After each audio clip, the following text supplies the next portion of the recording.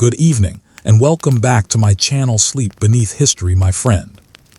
Tonight, we're taking a slow journey to medieval Italy.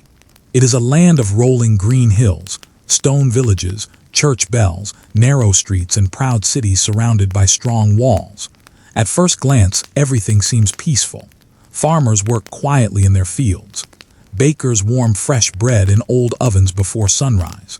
Merchants open their wooden shutters as the first light reaches the marketplace. Children chase each other through dusty streets while monks begin another day of prayer. Yet beneath this peaceful picture, old rivalries quietly wait. Our story tonight is about one of the strangest wars in history. It is remembered as the War of the Bucket. The name itself may sound almost funny. After all, how could a simple wooden bucket become part of a real war? As we slowly discover together, the bucket was not truly the reason people fought. Instead, it became a symbol of something much older. Behind that ordinary bucket stood generations of pride, competition, politics, and the desire for honor between two neighboring cities. So tonight, we will gently explore this unusual chapter of history together. We will wander through medieval streets. We will meet merchants, blacksmiths, priests, soldiers, and ordinary families. We will listen to church bells echo across stone towers. We will watch travelers arrive through heavy city gates.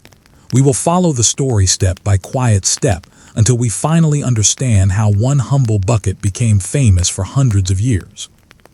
Before we begin, if you enjoy peaceful journeys through history, please consider liking this video, leaving a comment, and subscribing to the channel. Your support helps this little corner of relaxing history continue to grow. Now, take a slow breath. Settle into your favorite chair or rest comfortably beneath your blanket. Allow your thoughts to become lighter. As the outside world slowly fades away, let us travel back more than 700 years. Our destination is northern Italy. Imagine you are arriving in medieval Italy. Imagine that you are standing on a quiet country road sometime during the early 14th century. The morning air feels cool. Mist still rests over the fields. Small birds sing softly from the branches of olive trees. In the distance, church bells ring across the countryside, their sounds floating gently over farms and vineyards. The road beneath your feet is made of packed earth mixed with scattered stones. Wagon wheels have carved deep lines into its surface over many years. Every now and then, a horse slowly pulls a wooden cart filled with grain, wine barrels, or bundles of wool. The traveler driving the cart gives you a polite nod before continuing on his way. Nothing feels rushed here. Life moves slowly. The sun rises without hurry. The people wake with familiar routines that have hardly changed for generations. As you continue walking, you begin to notice small villages appearing across the landscape. Each village has its own church tower, rising above red clay rooftops. Smoke curls gently from chimneys. The smell of fresh bread mixes with the cool morning air. A blacksmith has already begun working. His hammer strikes glowing iron with slow, steady rhythm. Nearby, women carry buckets filled with water from a village well. Children help feed chickens before breakfast. Everything feels ordinary. Everything feels peaceful. But appearances can sometimes hide deeper stories. You continue along the road until, after several hours, something remarkable appears ahead. A great city rises above the countryside. Tall stone walls surround it completely. Strong towers reach toward the sky. Heavy wooden gates protect every entrance. This is not simply a town. This is one of Italy's proud medieval city-states. In this time, Italy is very different from the country we know today. There is no united nation called Italy. Instead, the land is divided into many independent cities. Each city governs itself. Each city has its own leaders, its own laws, its own taxes, its own soldiers, its own ambitions. Some cities become wealthy through trade. Others grow rich from farming or skilled crafts. Many compete with one another for influence and prestige. Although they speak similar languages and share many traditions, they often see each other as rivals instead of neighbors. To someone arriving from another land, this may seem surprising. The cities are not very far apart. Sometimes only a day's walk separates them. Yet the people often feel fierce loyalty to their own home. A merchant from one city may proudly refuse to buy goods from another. Families pass stories from one generation to the next about old victories and old defeats. Children grow up hearing tales about neighboring cities that cannot always be trusted. The rivalries become part of daily life. Not every disagreement leads to war. Many days pass peacefully. Markets remain busy. Pilgrims continue their journeys. Farmers harvest grapes and wheat. Life continues. But beneath the calm surface, memories remain. Old arguments are rarely forgotten. Sometimes they wait quietly for decades before returning once again. As you enter the city through its great wooden gate, you find yourself surrounded by activity. Merchants unload cloth from distant lands. Spices from the eastern Mediterranean fill the air with unfamiliar scents. Potters arrange freshly fired bowls and cups. Leather workers carefully display belts, boots, and riding equipment. Every trade has its own street. Every craft has its own workshop. The city feels alive, yet it also feels secure. The walls surrounding you are thick enough to stop invading armies. Watchtowers allow guards to see travelers approaching from many miles away. At sunset, the gates will close. Anyone arriving too late must spend the night outside. Inside these walls, thousands of people build their lives. There are wealthy merchants whose homes contain colorful fabrics, polished furniture, and imported glass. There are skilled craftsmen whose workshops fill narrow streets with the sounds of careful work. There are priests, scholars, servants, laborers, cooks, musicians, and countless others whose lives weave together into the fabric of the city. No one yet realizes that one ordinary wooden bucket will someday become famous throughout Europe. For now, the bucket is simply another tool. It carries water.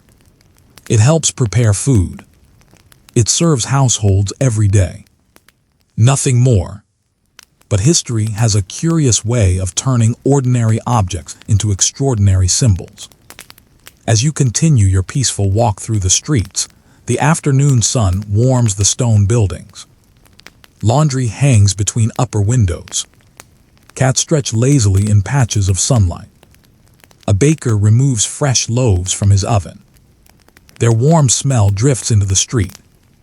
Nearby, a fountain provides clean water. People gather there throughout the day. Some fill pitchers. Others pause to exchange news. Travelers ask for directions. Children laugh while splashing a little too much water onto one another. Life feels wonderfully ordinary. This ordinary life is important to remember. When people read about medieval wars, they often imagine only knights, castles, and battles. But most people were not soldiers. Most people simply hoped for another peaceful day. They wanted healthy children, a successful harvest, enough bread for winter, a roof that kept out the rain. Most people preferred peace. Yet sometimes the decisions of leaders pulled entire communities into conflicts they never wanted. This would happen many times across medieval Italy. As the centuries passed, powerful families competed for influence. City governments argued over trade. Kings, emperors, and popes all sought greater authority. Political disagreements slowly became personal. Personal disagreements became family traditions. Family traditions became city rivalries. and city rivalries sometimes became wars. The people living through these events rarely understood how history would remember them. They simply lived one day at a time. One market day followed another. One harvest followed another. One generation slowly replaced the last. Still, the small choices made by ordinary people often became part of much larger stories. A merchant deciding where to sell cloth. A craftsman choosing which city to support. A messenger carrying letters across the countryside. A guard opening or closing a city gate. Each quiet action played a tiny role in the great story unfolding around them. As evening slowly approaches, golden sunlight begins to paint the city walls. Church bells ring again. Workers close their shops. Families prepare simple evening meals. The streets become quieter. Candles begin glowing behind wooden shutters. The city settles into another peaceful night. No one knows that within only a few years, these same streets will witness excitement, fear, celebration, disappointment, and stories that historians will still tell hundreds of years later. And among those stories, somehow, one humble wooden bucket will become impossible to forget. But before we reach that unusual chapter, we must first meet the two proud cities whose rivalry shaped everything that followed. As the night grows quieter and the stars begin appearing above medieval Italy, let us leave this peaceful city behind for now. Our slow journey continues toward two neighbors whose friendship slowly faded into competition. Their names are Bologna and Modena. And that is where the next chapter of our story gently begins. As the evening grows still, let us continue our gentle walk through medieval Italy. The stars shine softly above the countryside. A cool breeze moves through rows of grapevines. Somewhere in the distance, an owl calls from a tall oak tree. Most homes have gone quiet now. Candles flicker behind wooden shutters and families settle in for another peaceful night. While the people sleep, our journey continues. Tonight, we travel between two cities that stand only a short distance apart. A traveler on horseback could ride from one to the other in a single day. Their fields touch the same rivers. Their merchants often travel the same roads. Their churches ring their bells beneath the same wide sky. Yet despite sharing so much, these two neighbors see each other very differently. One city is Bologna. The other is Modena. To understand the famous War of the Bucket, we must first understand these places and the people who called them home. Imagine that dawn is just beginning. The eastern sky slowly turns pale blue. Mist hangs over the countryside as you approach the great city of Bologna. Long before you reach its walls, you can already see its towers rising above the landscape. In the Middle Ages, Bologna is famous for its many towers. Wealthy families compete to build them taller and stronger than their neighbors. Some towers stand proudly above every rooftop, becoming symbols of family honor and success. The city feels busy even before sunrise. Farmers arrive with carts full of vegetables, grain, eggs, and fresh milk. Shepherds guide their sheep toward the markets. The city gates open with the first light of day, and people begin streaming inside. Bologna is one of the largest and richest cities in northern Italy. Its streets are crowded with merchants from many different lands. Some speak Italian. Others arrive from France, Germany, or lands even farther away. Different languages fill the air, yet everyone understands the universal language of trade. Coins change hands. Cloth is measured. Wine is tasted. Olive oil is carefully poured into waiting jars. Life here feels energetic but never rushed. Every person has work to do. Every family has responsibilities. Among Bologna's greatest treasures is its famous university. Students travel from across Europe to study here. Some learn law. Some study medicine. Others spend years reading ancient books copied carefully by hand. Imagine walking through one of the university streets. Young scholars carry heavy manuscripts beneath their arms. Teachers quietly discuss ideas while strolling beneath covered walkways. The sound of thoughtful conversation drifts through the air. For many people, Bologna is known not only for its wealth but also for its learning. Knowledge becomes part of the city's identity.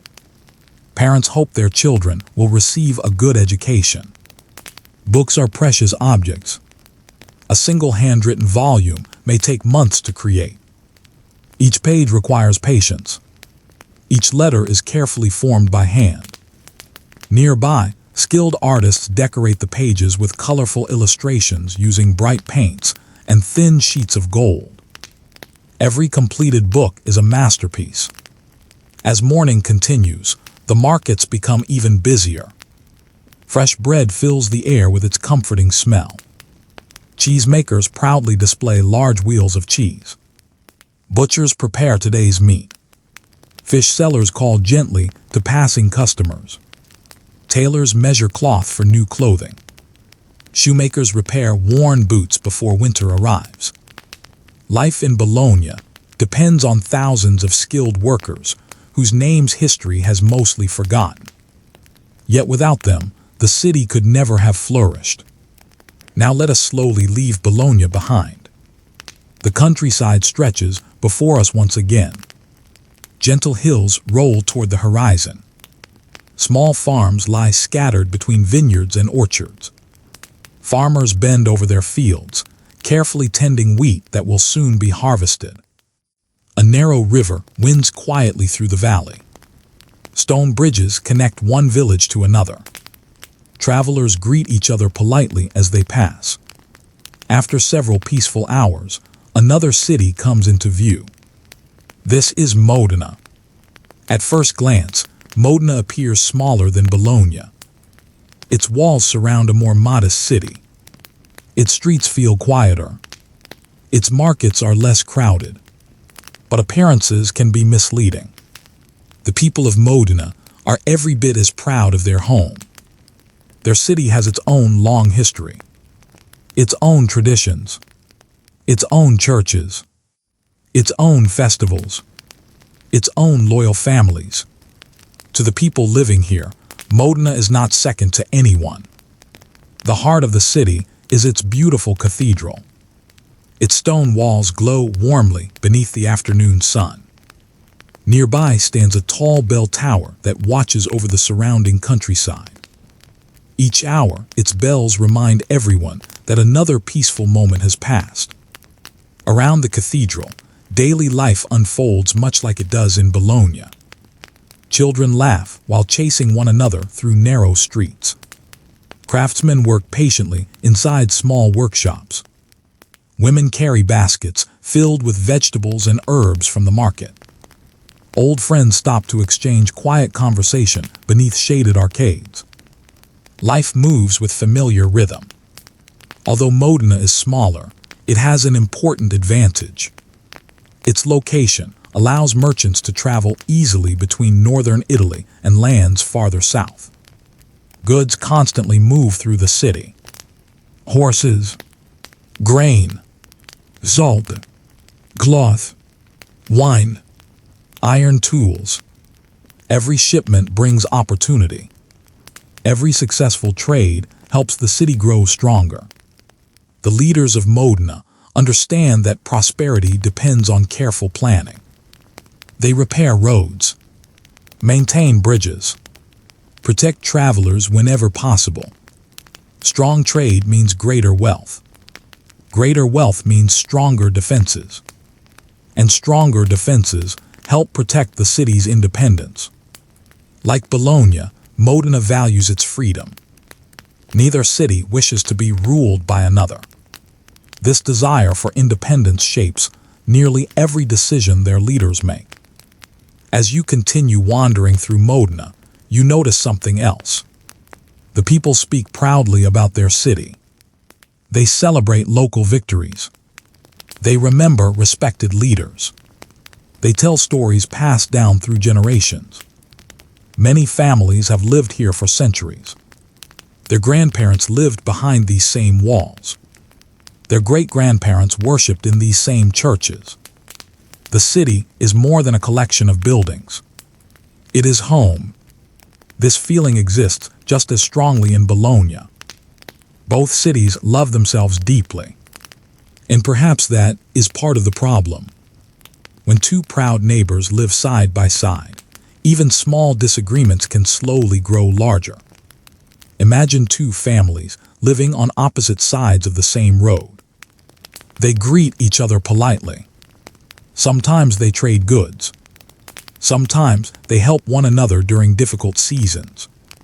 But over many years, little arguments begin to collect. Perhaps one family believes the other allowed animals to wander too far. Perhaps someone remembers an old disagreement over land. Perhaps an unkind word spoken long ago is never completely forgotten. Each small memory adds another stone to an invisible wall. Eventually, neither family remembers exactly where the quarrel began, only that it has always existed. The rivalry between Bologna and Modena grows in much the same way. Not through one single event, but through generations of competition. Their merchants compete for business. Their leaders compete for influence. Their nobles compete for honor. Even sporting contests and festivals become opportunities to prove which city is greater. Ordinary people begin to see themselves not simply as neighbors, but as members of opposing communities. Children hear stories praising their own city. They also hear stories criticizing the other. As those children grow into adults, they pass the same stories to the next generation. Little by little, rivalry becomes tradition. No one notices exactly when it happens. It simply becomes part of everyday life. Still, life remains mostly peaceful. Most mornings begin with the sound of church bells rather than battle horns. Farmers continue planting wheat. Millers grind grain into flour. Fishermen cast their nets into quiet rivers. Families gather for evening meals. The world continues turning. Yet beneath this peaceful routine, political storms slowly gather. Far beyond Bologna and Modena, powerful rulers struggle over who should guide Christian Europe. Should the Holy Roman Emperor hold greater authority? Or should the Pope lead above all others? This great question reaches every city in northern Italy. Soon, even neighbors begin choosing different sides. The answer each city gives will shape its future. It will also shape the strange story of one ordinary wooden bucket. As darkness gently settles across the countryside once more, candles begin glowing in windows throughout both cities. Guards close the heavy gates. Dogs curl beside warm fireplaces. Parents tuck sleepy children into bed. Few people realize how deeply politics has already entered their daily lives. Tomorrow will seem like another ordinary day. Markets will open. Church bells will ring. Bread will bake. But unseen beneath these peaceful routines, old loyalties continue growing stronger. And soon, those loyalties will pull Bologna and Modena toward a conflict that neither city can easily escape. As the night grows quieter, let us leave these sleeping cities behind. Our next gentle walk will take us into the wider world of medieval politics, where emperors, popes, noble families, and ancient loyalties quietly shape the path toward the remarkable story that history remembers as the War of the Bucket. The night is peaceful once again. The streets of Bologna and Modena have fallen silent. The busy marketplaces have closed for the evening. Lanterns glow softly in a few windows, while the rest of the city rests beneath a blanket of stars. Outside the walls, the countryside is calm. A gentle wind moves through fields of wheat. Somewhere, a shepherd's dog watches over a sleeping flock. A small stream continues its slow journey toward a distant river, just as it has for countless generations. It is a perfect time for another quiet walk through history. Our story now moves beyond the city walls. To understand why Bologna and Modena became such determined rivals, we must first meet two powerful figures who were rarely in the same place at the same time. One was an emperor. The other was a pope. Imagine Europe during the early 14th century. It is not a continent made of modern countries with clear borders. Instead, it is a patchwork of kingdoms, duchies, counties, villages, and proud city-states. Every region has its own rulers. Every ruler has ambitions. Some dream of peace. Others dream of expanding their lands. Many simply hope to hold on to what they already possess. Above many of these rulers stands the Holy Roman Emperor. Despite the impressive title, his authority is not always simple. He is expected to protect the empire and maintain order, but many local rulers guard their independence carefully. Far away in another great city lives the Pope. As the leader of the Catholic Church, the Pope holds enormous spiritual influence. Kings seek his blessing. Nobles value his approval. Ordinary people look to him for guidance in matters of faith. Yet the Pope is not only a religious leader. He also governs lands of his own and plays an important role in politics. This creates an unusual situation. Both the emperor and the Pope possess great authority. Sometimes they cooperate. Sometimes they disagree. And when they disagree, the effects can be felt across hundreds of miles. Even people who have never seen either man may find their lives changed by distant decisions. Imagine a village baker in northern Italy. He wakes before sunrise. He kneads dough with strong hands. He lights the oven. His greatest concerns are simple. Will there be enough flour? Will customers arrive today? Will the harvest be good this year? He has little interest in great political debates. Yet if his city chooses one side in a larger conflict, his peaceful routine may suddenly become much more difficult. Merchants might avoid the city. Taxes may increase. Travel could become dangerous. Even the price of bread may change. This is how large political struggles quietly enter ordinary lives. Across northern Italy, many cities begin choosing where their loyalties lie. Some support the Pope. Others support the Emperor. These groups become known by two famous names. Those who generally support the Pope are called the Guelphs. Those who usually support the Emperor are called the Ghibellines. These names appear again and again throughout medieval Italian history. At first, they may seem like simple political labels, but over time, they become something much deeper. Families identify with them. Friends discuss them. City leaders make important decisions based upon them. Sometimes even neighbors find themselves standing on opposite sides. The divisions are not always clear. A city may change its loyalties over the years. A powerful family may switch sides if circumstances change.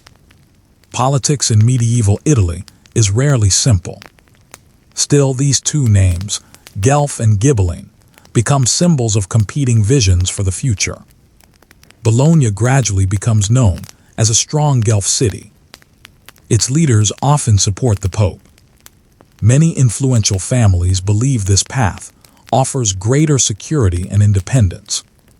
Meanwhile, Modena becomes closely associated with the Ghibelline cause. Its leaders often favor the emperor's authority. Neither city believes it is making the wrong choice. Each believes it is protecting its future. Each believes it is defending what is right. This is important to remember. History is rarely divided into heroes and villains. Most people sincerely believe they are acting wisely. The people of Bologna wake each morning, convinced they are serving their city well. The people of Modena feel exactly the same. Their choices are shaped by tradition, experience, and hope for the future. Imagine visiting a busy market in Bologna. A merchant quietly lowers his voice before discussing politics. He knows not everyone nearby shares his opinions. A customer listens carefully. Another politely changes the subject. Conversations remain respectful, but everyone understands that certain topics carry great importance. Across the countryside in Modena, similar conversations take place. Local nobles gather inside stone halls. Priests offer prayers for peace. Town officials debate new laws. Messengers arrive carrying sealed letters from distant rulers. News travels slowly, carried by horses along rough roads. A letter written today may take many days to reach another city. By the time it arrives, circumstances may already have changed. Patience is simply part of life. As weeks become months and months become years, the rivalry between Bologna and Modena quietly deepens. Not because every citizen dislikes the other. In truth, many ordinary people continue trading peacefully. Farmers sell crops across city borders. Travelers stop at inns regardless of political loyalty. Pilgrims journey safely through many regions. Life remains connected. But among the leaders, trust becomes increasingly fragile. Every decision is examined carefully. If Bologna strengthens its walls, Modena notices. If Modena trains additional soldiers, Bologna hears about it soon enough. Messengers carry news in every direction. Rumors travel even faster. Sometimes the rumors are true. Sometimes they grow larger with each telling. Imagine hearing that a neighboring city has purchased several hundred new spears. Perhaps they are simply replacing old equipment. Or perhaps they are preparing for war. No one knows for certain. Yet uncertainty encourages caution. Soon another city responds by improving its own defenses. Neither side wishes to appear weak.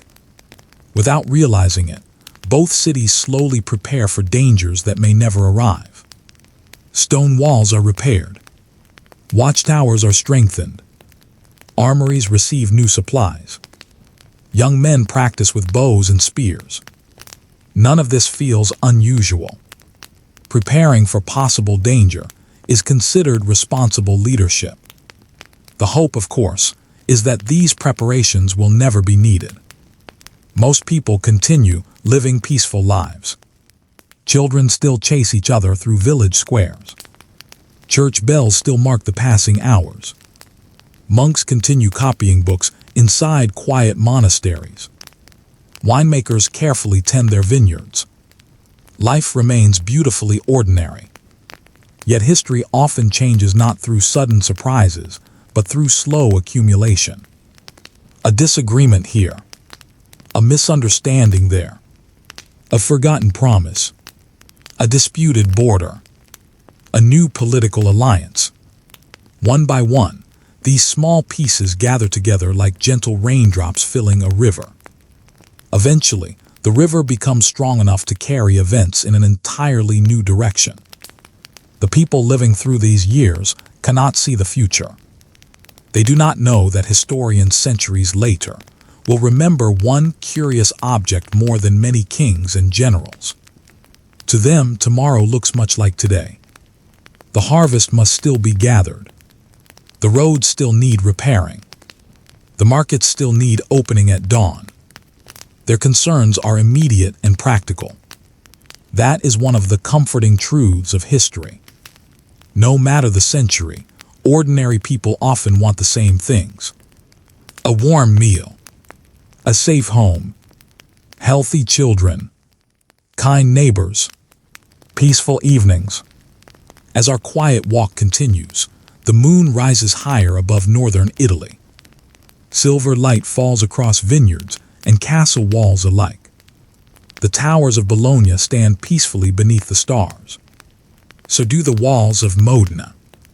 From this distance, the two cities look almost identical. Quiet, still, sleeping.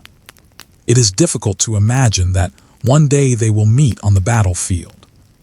Harder still to imagine that the memory of that conflict will become forever linked to something as humble as a wooden bucket. But we are not there yet. There are still many peaceful days before swords are drawn. There are still festivals to celebrate, crops to harvest, and families to raise. As the night grows deeper and the world becomes even quieter, let us gently leave politics behind for a little while. In our next chapter, we will step away from rulers and rivalries and spend time with the ordinary people of Bologna and Modena, discovering what daily life truly felt like before the famous conflict began. After all, history is not only made by emperors and popes. It is also made by bakers, blacksmiths, farmers, children, and neighbors living one quiet day at a time. As the moon slowly drifts across the quiet sky, let us leave behind the halls of rulers and the debates of powerful men. For a little while, we will not think about emperors or popes. We will not think about armies or city walls. Instead, let us spend time with the people who filled these cities with life. History often remembers great battles. It remembers kings, generals, and famous victories. But most people who lived through history were not famous. They were ordinary men and women who woke with the sunrise, worked until sunset, and hoped tomorrow would be kind. Tonight, we will walk beside them. Imagine that you are waking in the city of Bologna on a calm spring morning. The first rays of sunlight have only just reached the rooftops. The streets are still quiet. A rooster crows somewhere beyond the city walls. Nearby, a church bell rings softly, welcoming another day. Inside a modest stone house, a family begins to stir. The father rises first. His bed is simple. A wooden frame supports a mattress stuffed with straw and wool. It is not especially soft, but after a long day's work, it is more than enough.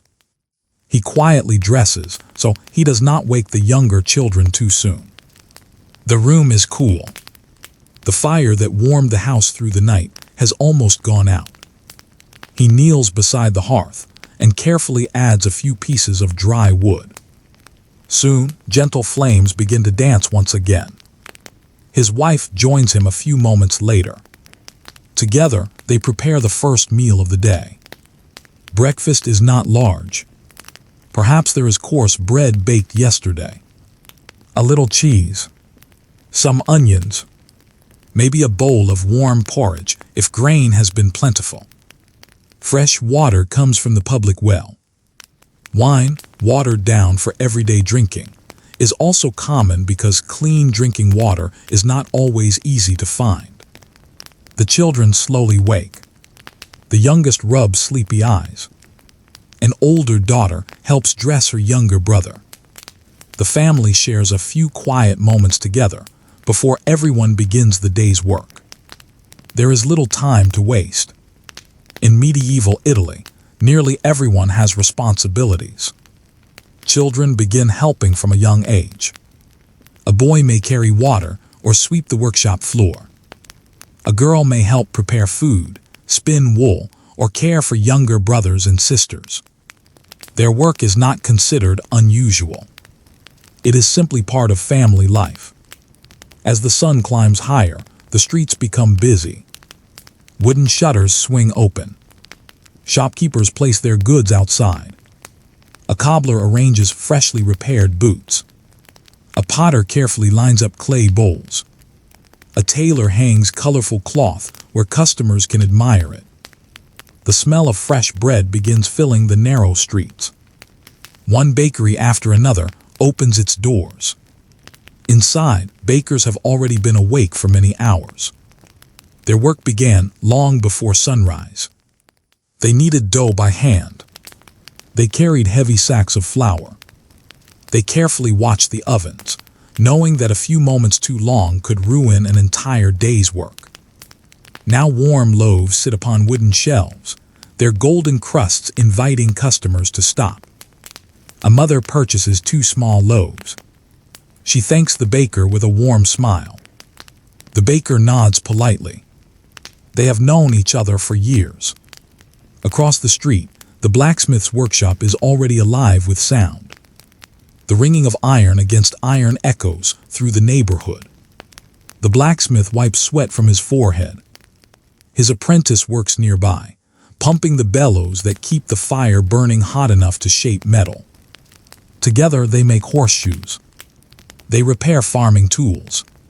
Sometimes they create swords or spearheads, though most days are filled with ordinary requests.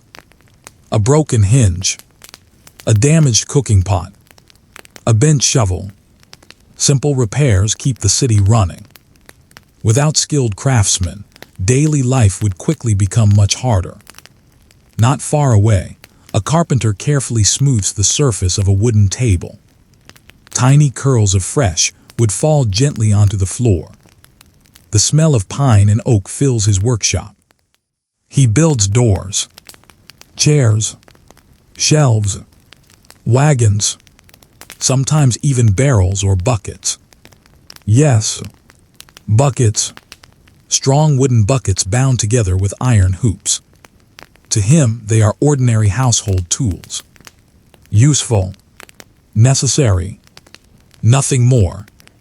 He has no way of knowing that one bucket, many years from now, will become one of the most famous buckets in all of history.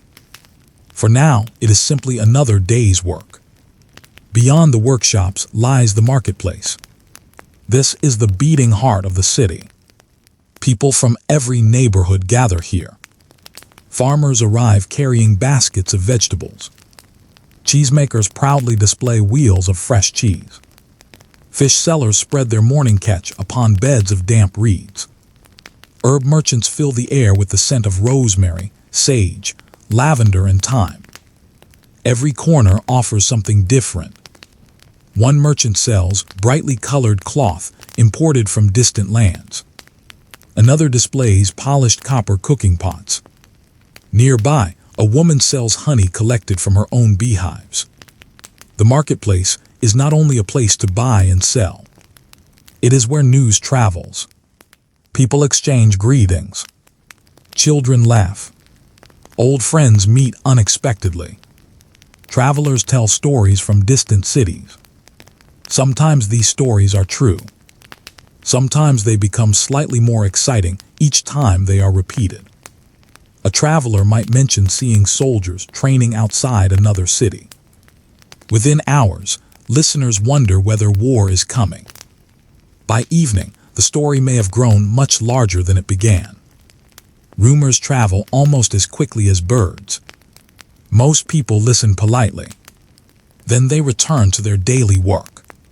There is always more work waiting. Outside the city walls, the farmers continue tending their fields. Imagine joining one of them. The soil is dark and rich beneath your boots. Rows of wheat stretch toward the horizon.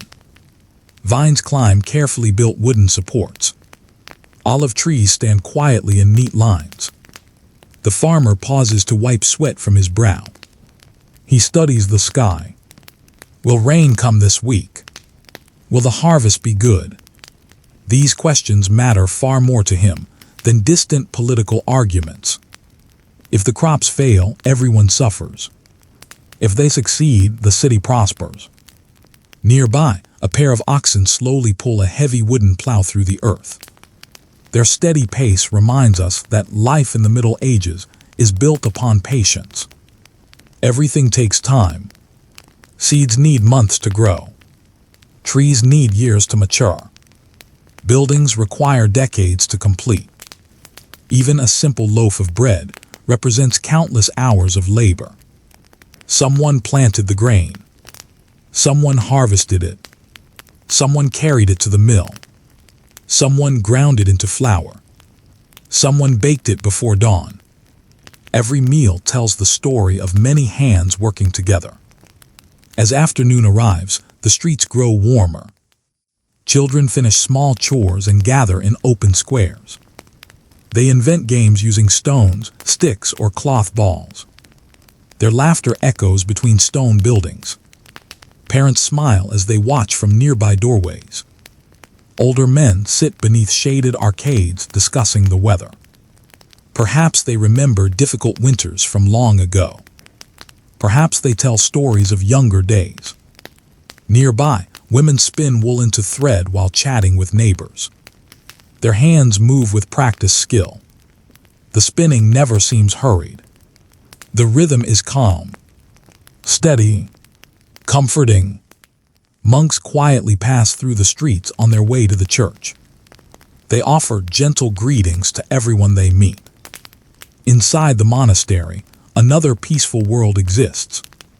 Books are copied one careful letter at a time. Candles burn quietly beside wooden desks. Silence is respected. Knowledge is preserved with patience that few people today can imagine. One page may require an entire day. One book may require an entire year. Outside once again, the afternoon slowly begins to fade. Shadows grow longer across the marketplace. Customers make their final purchases before evening. Shopkeepers count their coins. Unsold goods are carefully packed away. The blacksmith lets the fire grow cooler. The baker sweeps flour from the floor. The carpenter places his tools neatly upon the bench. Another ordinary day has almost come to an end. Families gather once more around simple wooden tables. Tonight's meal may include vegetable stew, fresh bread, beans, onions, perhaps a little cheese, and if fortune has been especially kind, a small portion of meat. They eat slowly. They share stories from the day. One child proudly explains how well he helped his father. Another talks excitedly about a puppy seen near the marketplace. Simple conversations fill the room. Outside, darkness quietly settles over Bologna. Across the countryside, almost exactly the same evening unfolds in Modena. Families there prepare similar meals. Children become sleepy. Candles are lit. Doors are locked.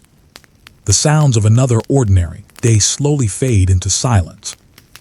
If someone from Bologna visited Modena this evening without knowing its name, they might notice very little difference.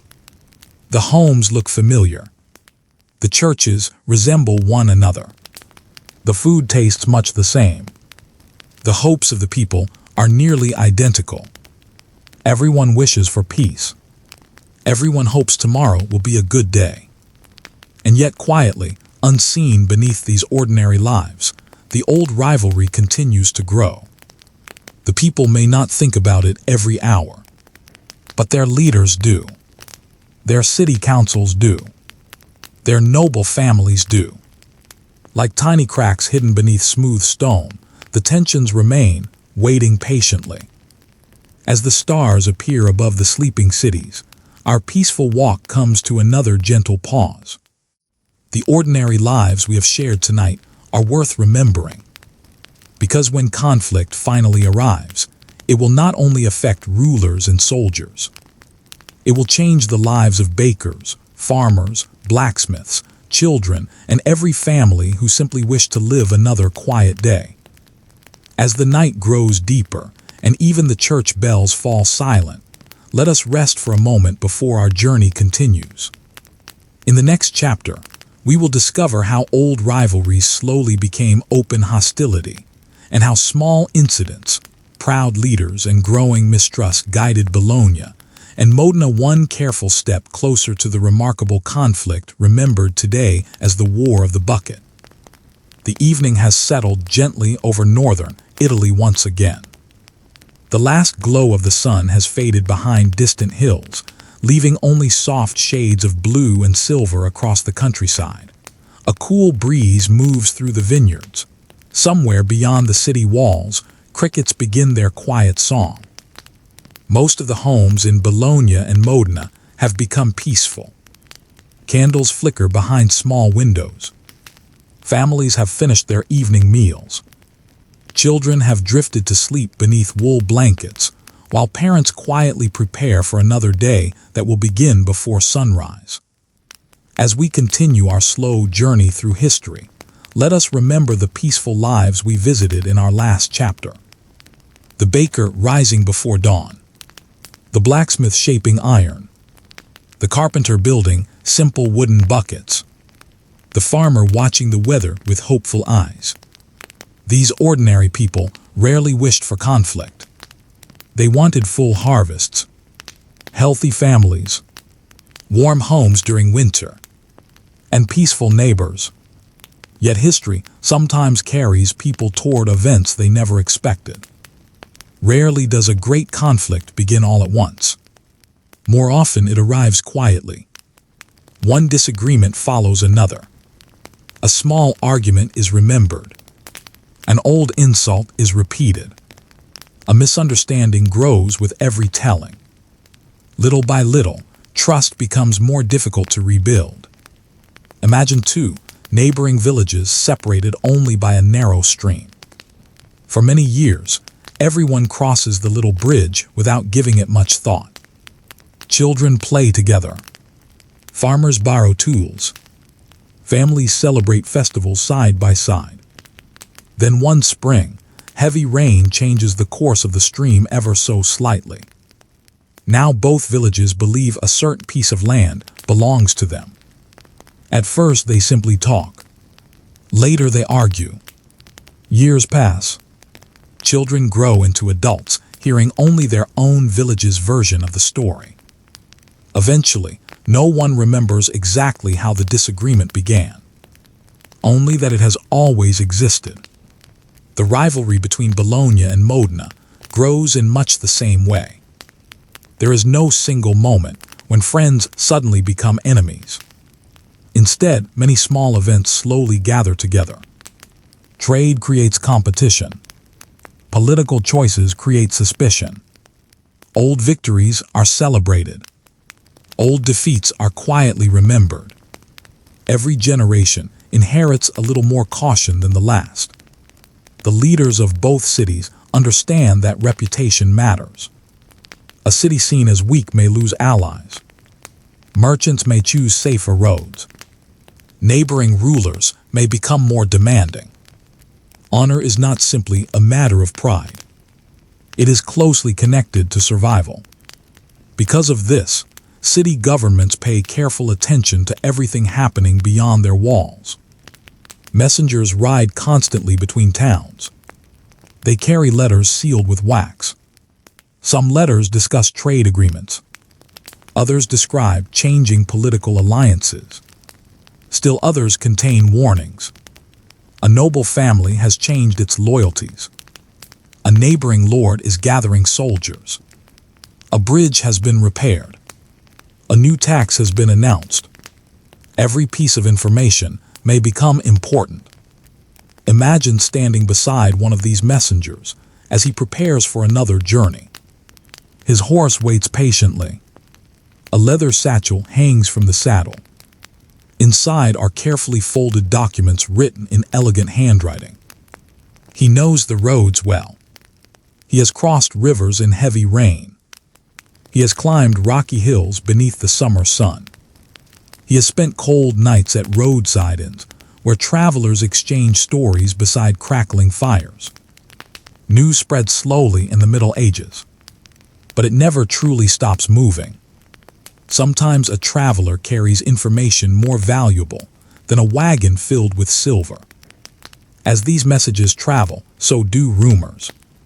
Rumors are curious things. Unlike official letters, they grow and change. A traveler might mention seeing 20 soldiers practicing outside Modena. By the time the story reaches Bologna, perhaps there are 50 soldiers. A week later, someone confidently speaks of hundreds. No one intends to deceive. Each storyteller simply adds a little certainty, a little imagination, a little worry. Soon the story feels completely real. The city councils listen carefully. Should they prepare? Should they wait?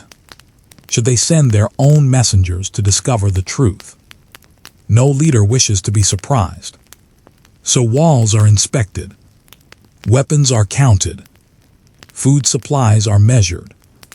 These actions seem sensible, responsible even. Yet every careful preparation is noticed by the neighboring city. Modena hears that Bologna has strengthened one of its gates. Bologna hears that Modena has repaired another watchtower. Neither side wishes to fall behind. Without realizing it, each city's efforts to feel safer cause the other to become more cautious. The cycle continues quietly. Years pass. Imagine walking along the city walls of Bologna one cool autumn afternoon. A guard leans comfortably upon his spear while watching the countryside below. From this high place, he sees farmers gathering grapes. Smoke rises from distant cottages. A flock of birds circles above the fields. Everything appears peaceful. Another guard joins him. The two exchange a few quiet words. Perhaps they speak about the weather. Perhaps about their families. Then one points toward the horizon. Far away, riders are approaching. No alarm sounds. Travelers arrive every day. Still, the guards remain watchful. That is their duty. Inside the city, life continues without interruption. Students attend lessons. Merchants weigh cloth upon wooden scales. Children chase one another through narrow streets. The ordinary rhythm of life never truly stops. Now let us travel to Modena. Its guards perform the same careful watch. Its craftsmen continue repairing tools. Its markets welcome customers each morning. Its church bells mark the passing hours just as faithfully as those in Bologna. The similarities between the two cities remain remarkable. Both are hudwakung. Both value independence. Both take pride in their traditions. Perhaps this is why neither city easily accepts being overshadowed by the other. Pride is a quiet companion. In healthy measure, it encourages people to care for their homes and communities. Too much pride, however, can make compromise feel like defeat. The leaders of medieval cities understand this well. When disputes arise over trade routes, farmland, or political influence, neither side wishes to appear weak. Even small disagreements become matters of honor. Imagine two merchants meeting at a roadside inn. One has traveled from Bologna, the other from Modena. They share a warm meal. They exchange news about harvests and weather. Their conversation is pleasant. Yet when the subject turns toward their home cities, both speak with unmistakable pride. My city produces the finest scholars. Our city welcomes the best merchants. Our walls are stronger. Our cathedral is more beautiful. Neither man intends offense. Yet each believes sincerely in his own words. Such conversations happen countless times. Most end with smiles. Some leave behind quiet irritation. These tiny moments slowly shape the way communities see one another. As one generation replaces the next, memories become traditions. Grandparents tell grandchildren about old victories. Parents speak of difficult years. Festivals celebrate moments of local pride. Songs remember famous citizens. Every story strengthens the bond between people and their city. It also reminds them that another proud city stands only a day's journey away. During these years, political divisions across Italy continue changing. Powerful families rise and fall. Alliances shift. The emperor gains influence in one region. The pope strengthens support in another. Bologna remains closely connected to the Guelph cause. Modena continues supporting the Ghibellines. These loyalties deepen the rivalry already growing between them. Still, open war does not come immediately. Life continues. Winter snow covers the rooftops. Spring flowers return. Summer harvests fill barns. Autumn colors paint the vineyards gold. The seasons pass with comforting regularity. Children born during these peaceful years know nothing of the battles that historians will later describe. To them, the world feels steady, predictable, safe. As evening falls once again, families gather around their fireplaces. Outside, the stars appear one by one above northern Italy. The same stars shine over Bologna. The same stars shine over Modena. Nature itself makes no distinction between the two cities. The rivers continue flowing. The birds continue migrating. The vineyards continue growing. Only people divide themselves with invisible lines of loyalty and memory. As our quiet walk reaches another resting place, we can sense that something is slowly changing. The rivalry is no longer only a collection of old stories. It is becoming part of everyday politics, part of military planning, part of how each city sees its future. The stage is being prepared, though almost no one realizes it. Soon, small border disputes and unexpected raids will begin to replace quiet suspicion. Soon, the peaceful rhythm of ordinary life will be interrupted by decisions made far above the marketplace and the village fields. And somewhere, still unnoticed, an ordinary wooden bucket waits to become part of one of history's most unusual tales. But that moment has not yet arrived. For now, the candles burn low. The streets grow silent. The guards continue their patient watch beneath the moonlit sky. And we gently continue our journey toward the remarkable events that will forever link two proud cities and one humble bucket in the pages of history. The night has become wonderfully quiet. The moon hangs high above northern Italy, casting a soft silver light across fields, rivers, and ancient roads. The stone towers of Bologna and Modena stand peacefully beneath the stars. Their walls seem calm and unmoving, almost as if they have forgotten the rivalries that have slowly grown over many generations. For a little while, everything appears perfectly still. A shepherd sleeps beside his flock. A baker rests before another early morning. A monk carefully closes a handwritten book after an evening of copying sacred words. The world feels gentle. Yet beyond this peaceful silence, change is beginning. Not suddenly, not with the blast of trumpets or the clash of armies. Instead, it begins with small moments. Moments that seem unimportant at first. History often moves this way.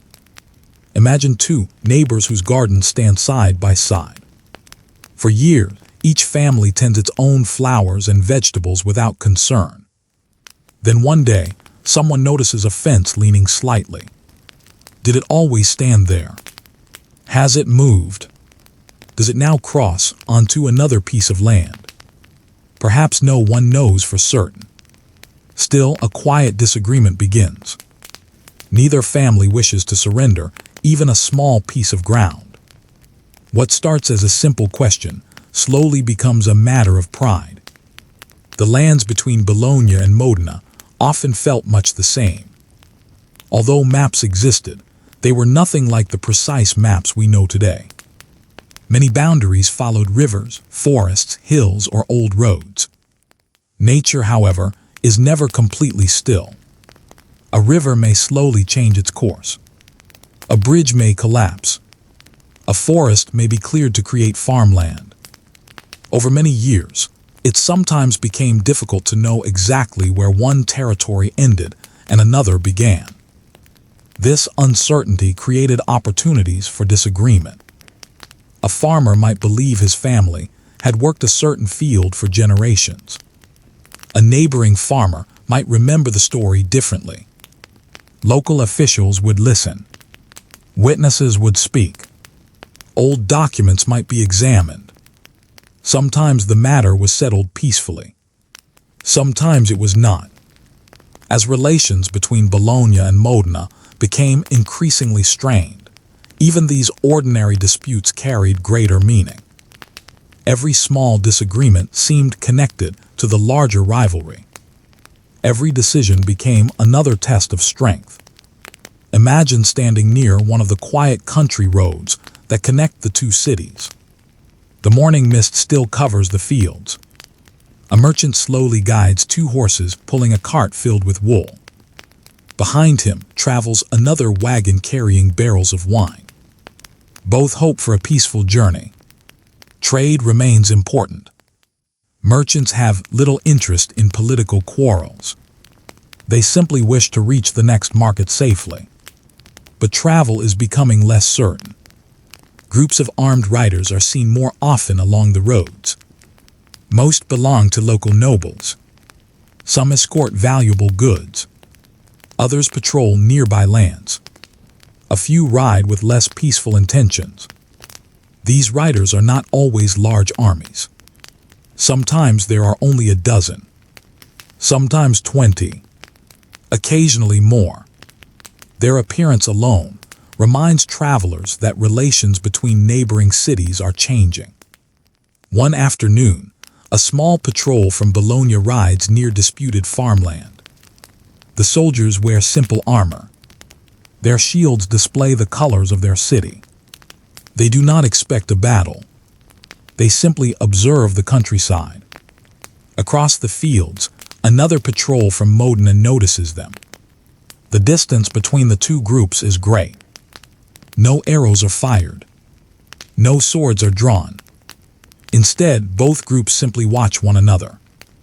After a few quiet moments, each patrol turns back toward its own territory. Nothing has happened. Yet something important has changed. Each side now knows the other is paying closer attention. Such meetings become more common. Sometimes they end peacefully. Sometimes harsh words are exchanged across rivers or fields. Occasionally a horse strays too far. A soldier crosses an uncertain boundary. A local official protests. Letters are written. Messengers ride between city councils. Every incident is carefully recorded. Every complaint adds another page to an already long history of disagreements. Life inside the cities continues much as before. Children still attend lessons. The baker still prepares bread before dawn. The blacksmith still repairs plows and horseshoes. Yet ordinary people begin noticing subtle differences. Travelers speak more cautiously. Merchants ask whether certain roads remain safe. Village elders discuss recent rumors around evening fires. No one wishes to believe war is coming. Most hope these tensions will simply fade away. The seasons continue their gentle rhythm. Spring rains nourish the fields. Summer sunlight ripens grapes upon the vines. Autumn fills barns with grain. Winter blankets the hills with quiet frost. Nature seems wonderfully unconcerned by human disagreements. Birds continue building their nests. Foxes hunt beneath moonlit skies. The rivers keep flowing toward the sea. Only people divide the land with invisible lines. Imagine visiting a roadside in one rainy evening. The common room is warm. A fire crackles inside the great stone fireplace. Travelers remove damp cloaks and gather around wooden tables. The innkeeper serves bowls of thick vegetable stew with fresh bread. Conversations begin quietly. Someone speaks about the weather. Another praises this year's wine. A merchant describes a successful journey to another city. Then the conversation changes. A traveler mentions hearing that a patrol from Modena recently stopped several wagons near the border. Another replies that he heard soldiers from Bologna question shepherds only a few days earlier. No one knows every detail. Still, each story adds another small layer of concern. People listen. They nod thoughtfully. Then someone changes the subject. There is little comfort in dwelling upon uncertain news. Far away, Within the council halls of Bologna, city leaders meet around heavy wooden tables. Candles burn late into the night. Maps are carefully spread across the surface. Messengers present their reports. Officials discuss patrol routes. Should more guards be stationed near the border? Should nearby villages receive additional protection? Every decision is weighed carefully. The leaders do not seek open war, but neither do they wish to appear unprepared. At nearly the same time, similar conversations unfold inside Modena. Its leaders study reports. They listen to messengers. They debate the intentions of their neighbors. Each council believes it is acting wisely. Each believes it is protecting its citizens. Neither realizes how closely the other is thinking in exactly the same way. This is one of history's quiet ironies. Two communities, both seeking safety, sometimes create greater danger without intending to do so. Preparation encourages preparation. Suspicion encourages suspicion. Fear quietly feeds upon itself. Outside these council chambers, however, life remains wonderfully ordinary. A young apprentice proudly completes his first wooden chair. A mother teaches her daughter how to bake bread. An old shepherd tells stories beneath a chestnut tree. Children gather wildflowers beside a stream that pays no attention to political borders. Most people continue believing tomorrow will resemble today. And for many days it does. The markets remain full. Church bells continue marking the hours. Pilgrims still travel between towns. Life refuses to surrender its peaceful rhythm. But every now and then, another small raid occurs. A few animals are driven away from disputed pasture. A storage barn near the border is damaged. A watchtower reports unfamiliar riders crossing distant fields before disappearing again. These are not yet great battles. They are brief encounters, almost like testing the strength of a door before deciding whether to open it. Each incident leaves behind a little more distrust. Each report fills another page in the records kept by city officials. Slowly, almost imperceptibly, the idea of conflict becomes less surprising. The people of Bologna begin expecting occasional reports from the frontier. The people of Modena do the same. Neither city has declared war. Yet peace feels a little less certain than it once did. As midnight approaches, the countryside grows wonderfully still once again. The roads empty. The inns close their doors. The guards upon the city walls continue their quiet watch beneath the stars. Somewhere inside a carpenter's workshop rests another newly finished wooden bucket, smooth and sturdy, waiting to serve an ordinary family. No one who sees it gives it a second thought. It is simply a useful object, one among thousands. And yet, somewhere just beyond the horizon of our story, another bucket is slowly moving toward a place in history that no ordinary household tool could ever expect. But that curious moment still lies ahead. For now, let the peaceful silence of medieval Italy settle around you once more. As the night grows deeper and the world becomes still, we leave our travelers resting safely by the fire, our guards standing patiently upon the walls, and our two proud cities watching one another across the quiet countryside, each hopping for security, yet each drifting ever closer to the remarkable conflict that history would one day remember as the War of the Bucket. The night is calm once more. Above the gentle hills of northern Italy, the stars seem brighter than ever. A cool breeze drifts through the vineyards, carrying the faint scent of earth, olive trees, and distant fireplaces. Somewhere in the darkness, a stream quietly makes its way through the countryside, following the same winding path it has followed for hundreds of years. If you listen closely, you might hear the soft hoot of an owl, or the gentle rustle of leaves as a small animal slips through the undergrowth. The land itself feels peaceful, patient, unhurried. Tonight, let us leave the busy marketplaces behind and wander into the countryside that lies between Bologna and Modena. This stretch of land is beautiful. Rolling hills rise and fall like slow waves across the landscape. Fields of wheat shimmer beneath the moonlight. Vineyards spread across gentle slopes, their neat rows carefully tended by generations of farmers.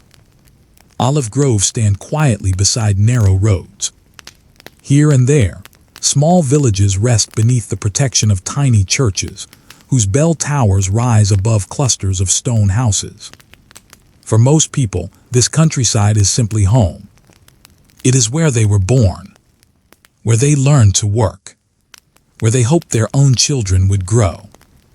Yet it is also a place that both Bologna and Modena value deeply. The land provides food. The roads carry merchants. The rivers bring fresh water. The hills offer natural protection. Every field matters. Every bridge matters. Every small village has its place within the larger picture. Imagine walking along one of these country roads just after sunrise. The morning mist still clings to the ground.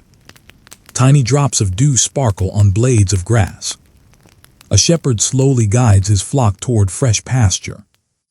The sheep move quietly, stopping every few moments to nibble the grass. The shepherd knows every hill, every stream, every old oak tree. His family has walked these same paths for generations. Politics rarely enters his thoughts. He worries more about wolves than emperors, more about rain than rival cities.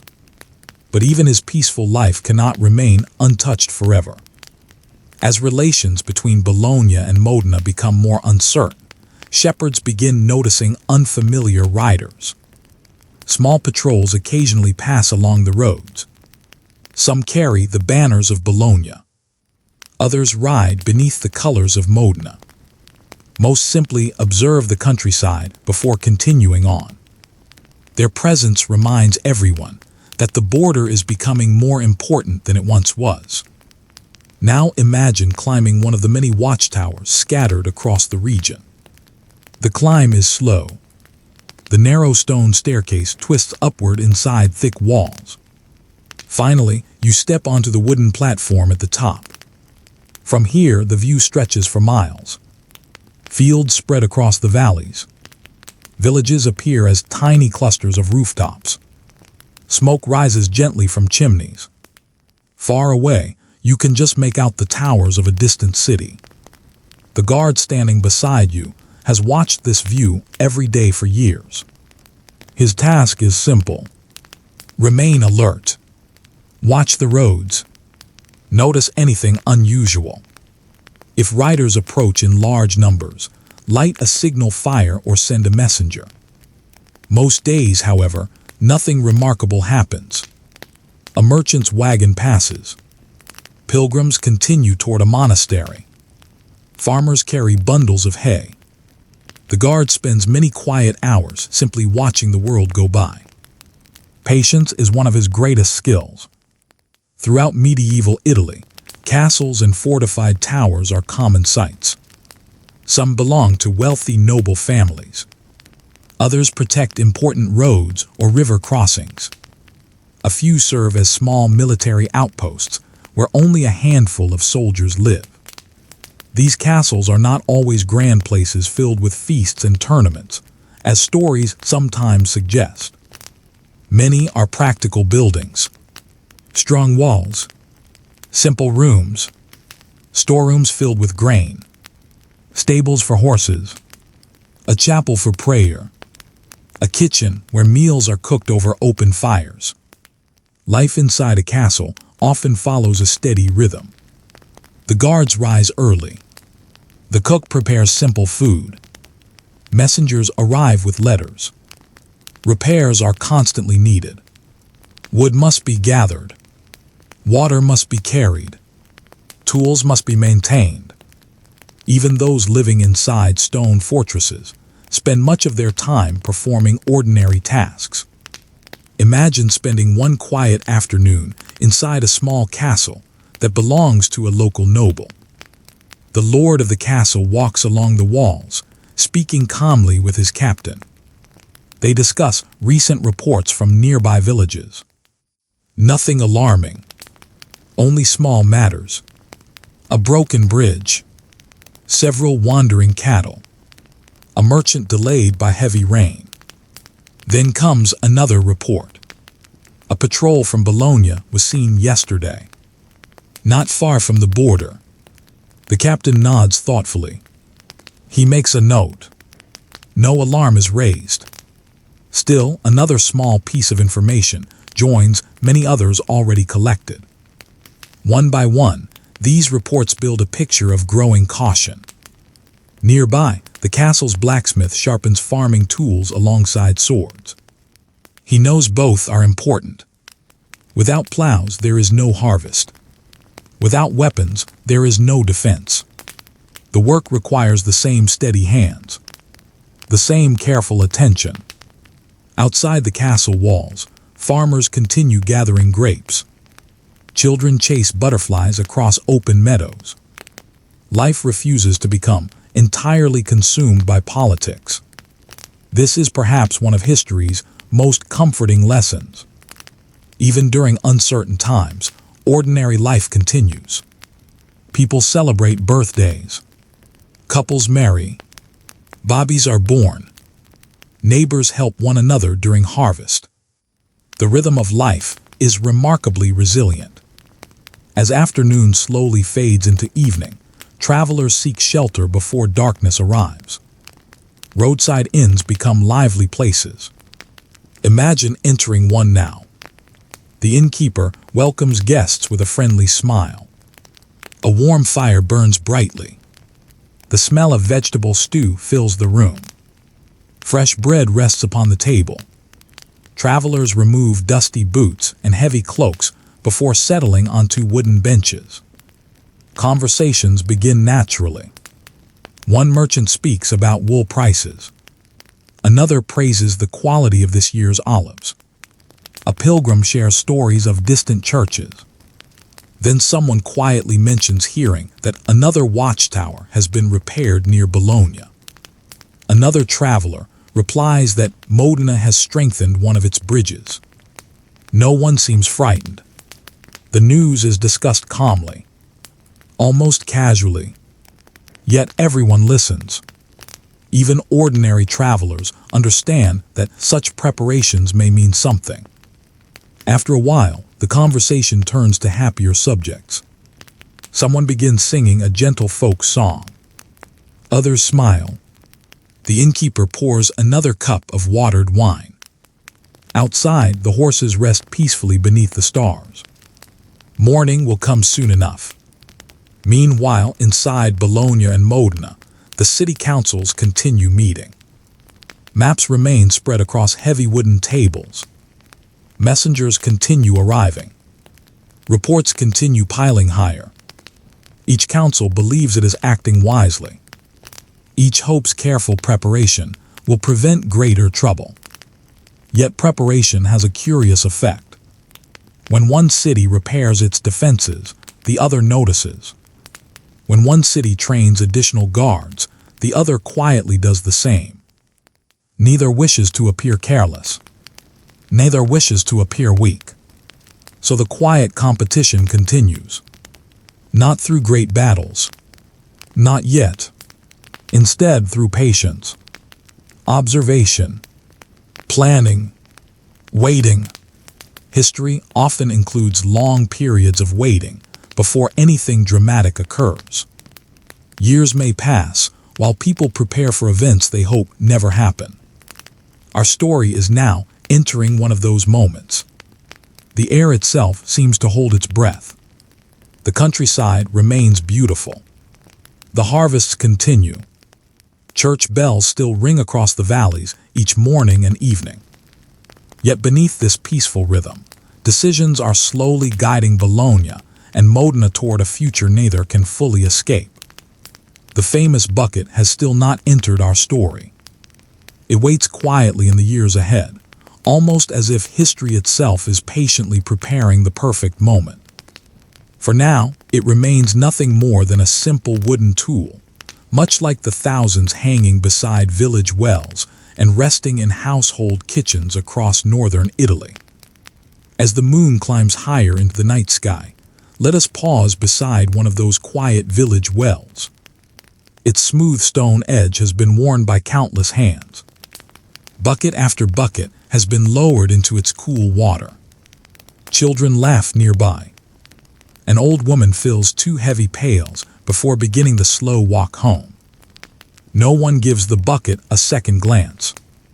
No one imagines that an object just like it will one day become the most famous bucket in history. But our journey is drawing closer to that remarkable moment. In the next chapter, we will see how the years of quiet preparation finally begin to give way to open confrontation, as small raids grow bolder and the rivalry between Bologna and Modena moves steadily toward the conflict that neither city can avoid. Until then, let the peaceful countryside settle gently into silence once more. The stars continue shining. The rivers continue flowing. And history waits ever so patiently for the next page to turn. The night has become wonderfully still once again. A soft blanket of darkness covers the hills of northern Italy. The vineyards rest beneath the moonlight. Tiny streams reflect the stars like ribbons of silver. Far away, a church bell quietly marks another passing hour before silence gently returns. Take another slow breath. Allow your thoughts to drift as we continue our peaceful journey.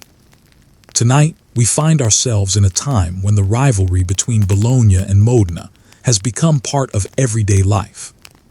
Not every morning brings trouble. Most mornings begin exactly as they always have. The baker lights his oven. The blacksmith stirs the coals of his forge. The shepherd opens the gate for his flock. Children hurry through narrow streets carrying small baskets or bundles of firewood. Life still feels ordinary. Yet beneath this familiar rhythm, something has changed. People have become more watchful. Imagine walking through Bologna shortly after sunrise. The marketplace is already beginning to fill. Merchants unfold pieces of brightly colored cloth.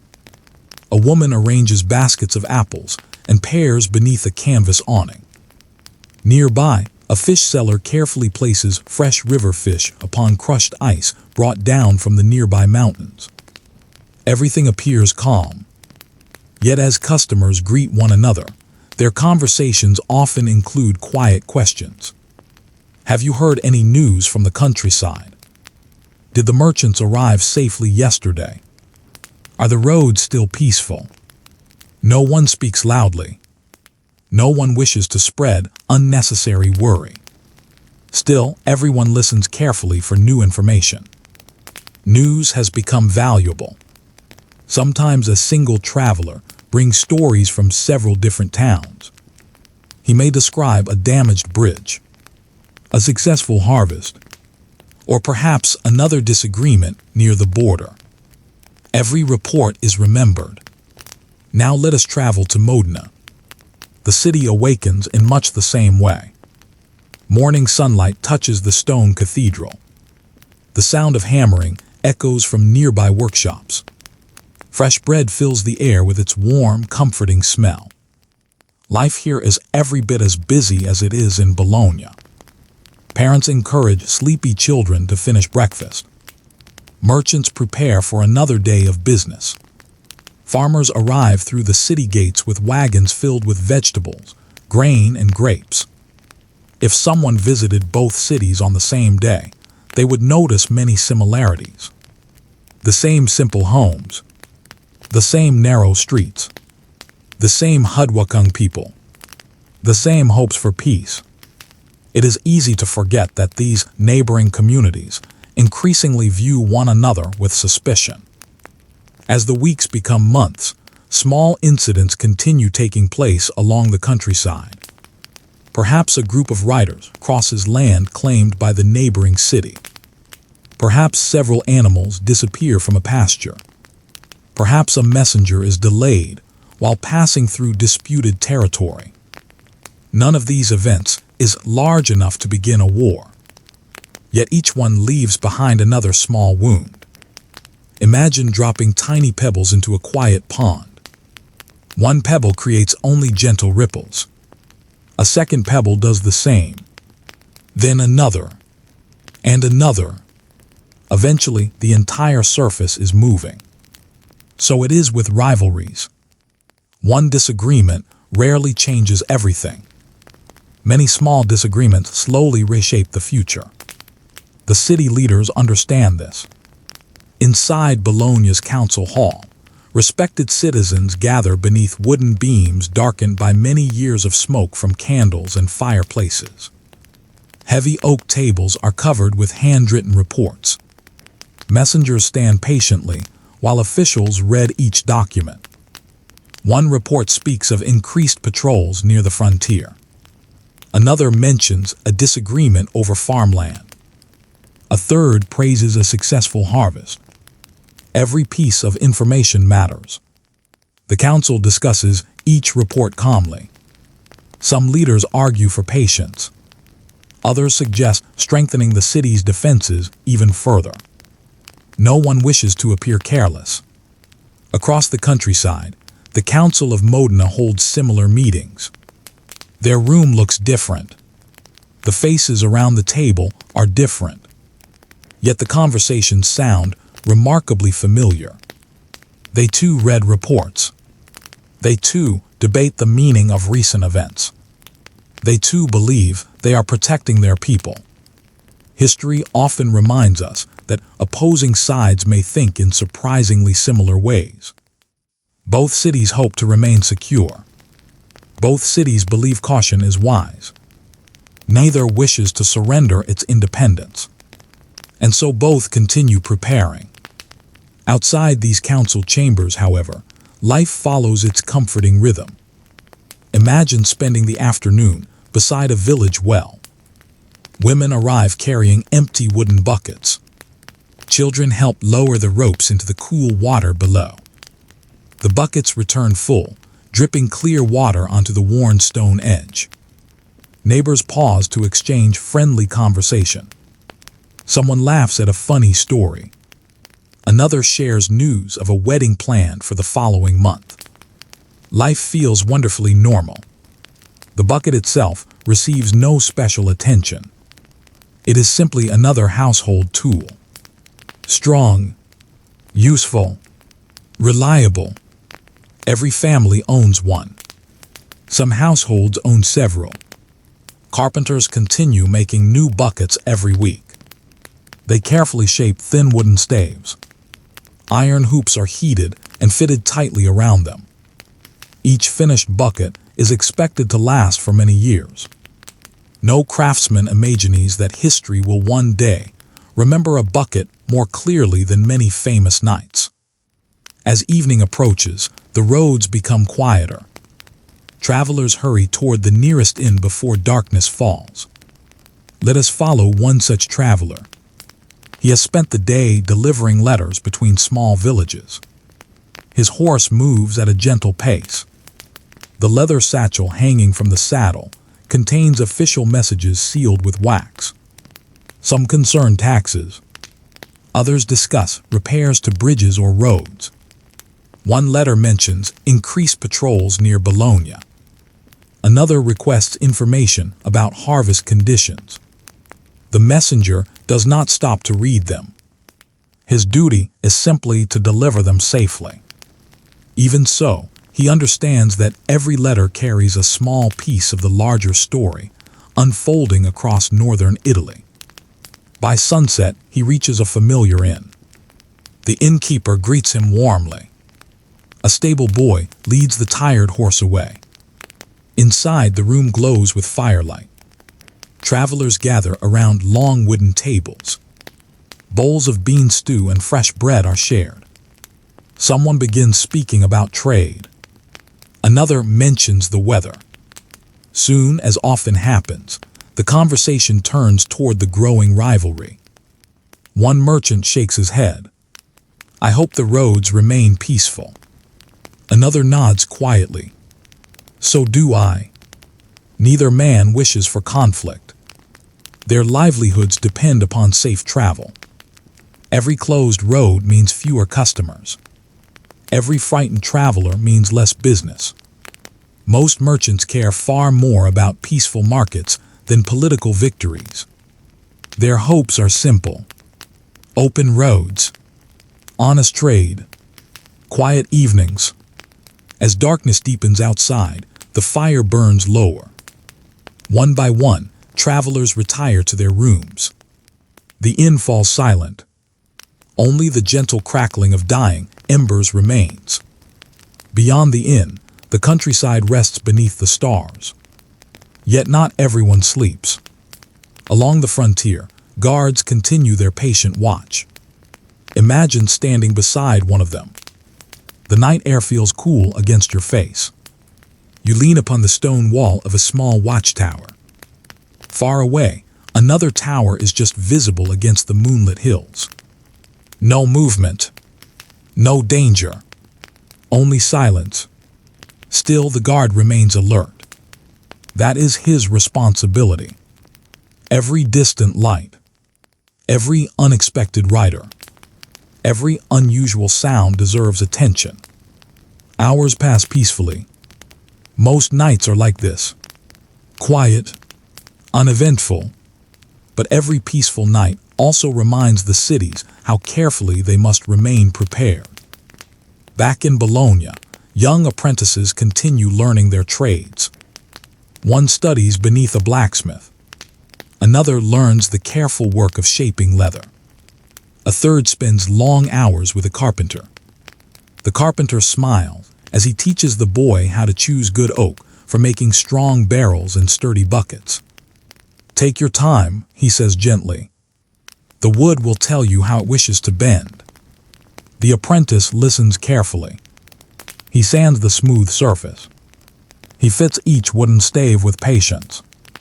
Neither teacher nor student realizes that somewhere in the years ahead, another bucket will become one of the most unusual trophies in European history. For now, it is simply honest work. And honest work fills most days in medieval Italy.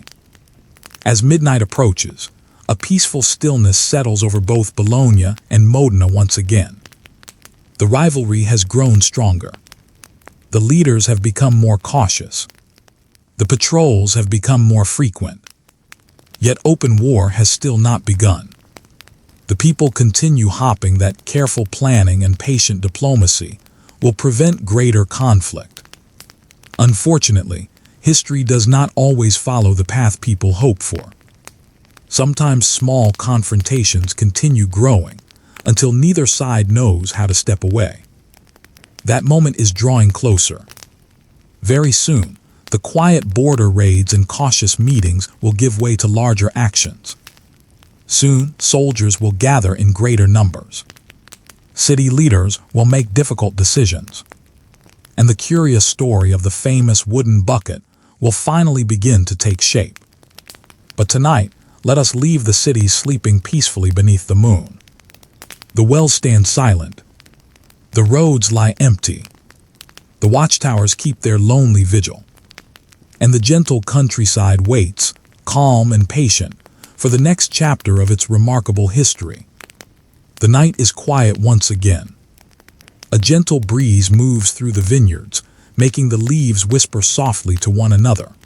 Above them, the stars shine with the same calm light that watched over the Roman Empire, and the same light that still shines over these hills today. The world feels peaceful. A farmhouse rests beneath a cluster of cypress trees. A lantern glows faintly beside a stable. Somewhere in the distance, a dog barks only once before settling back into silence. For a little while, everything seems exactly as it should be. Yet just as clouds sometimes gather long before the first drop of rain, change is quietly approaching. Let us take another slow walk through this beautiful countryside. Imagine it is early autumn. The morning air carries the fresh scent of harvested wheat. Farmers work carefully in the vineyards, cutting heavy bunches of ripe grapes from the vines. Wooden carts slowly make their way toward presses where the fruit will become wine. The harvest is one of the busiest seasons of the year. Entire families work together. Grandparents sort the grapes. Parents carry baskets. Children help where they can, laughing whenever a grape slips from tiny fingers. The work is long, but it is satisfying. Everyone understands that today's effort will help provide food and drink throughout the coming winter. Nearby, olive trees are beginning to produce fruit as well. The silver-green leaves shimmer gently whenever the wind passes through them. These trees have stood here for generations. Some were planted by grandfathers, whose names are already fading from memory. Others may continue growing for centuries yet to come. Trees do not hurry. They simply grow season after season. History often moves much the same way. Now let us leave the farms for a little while and return to Bologna. The city is as lively as ever. The streets echo with familiar sounds. The wheels of wooden carts roll over uneven stones. Blacksmiths strike glowing iron with patient rhythm. Merchants welcome customers beneath colorful awnings. Children weave between adults carrying baskets almost as large as themselves.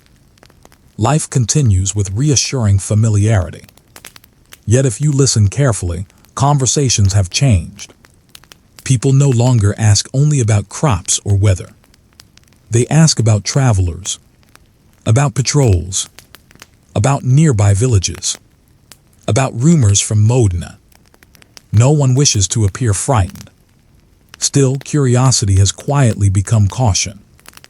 A merchant arranging bolts of wool pauses to speak with a customer. I heard another messenger arrived yesterday. So did I. They say the council met until late in the evening. The customer nods thoughtfully. Then both return to discussing cloth prices. Life goes on, but small pieces of news remain tucked away in everyone's thoughts.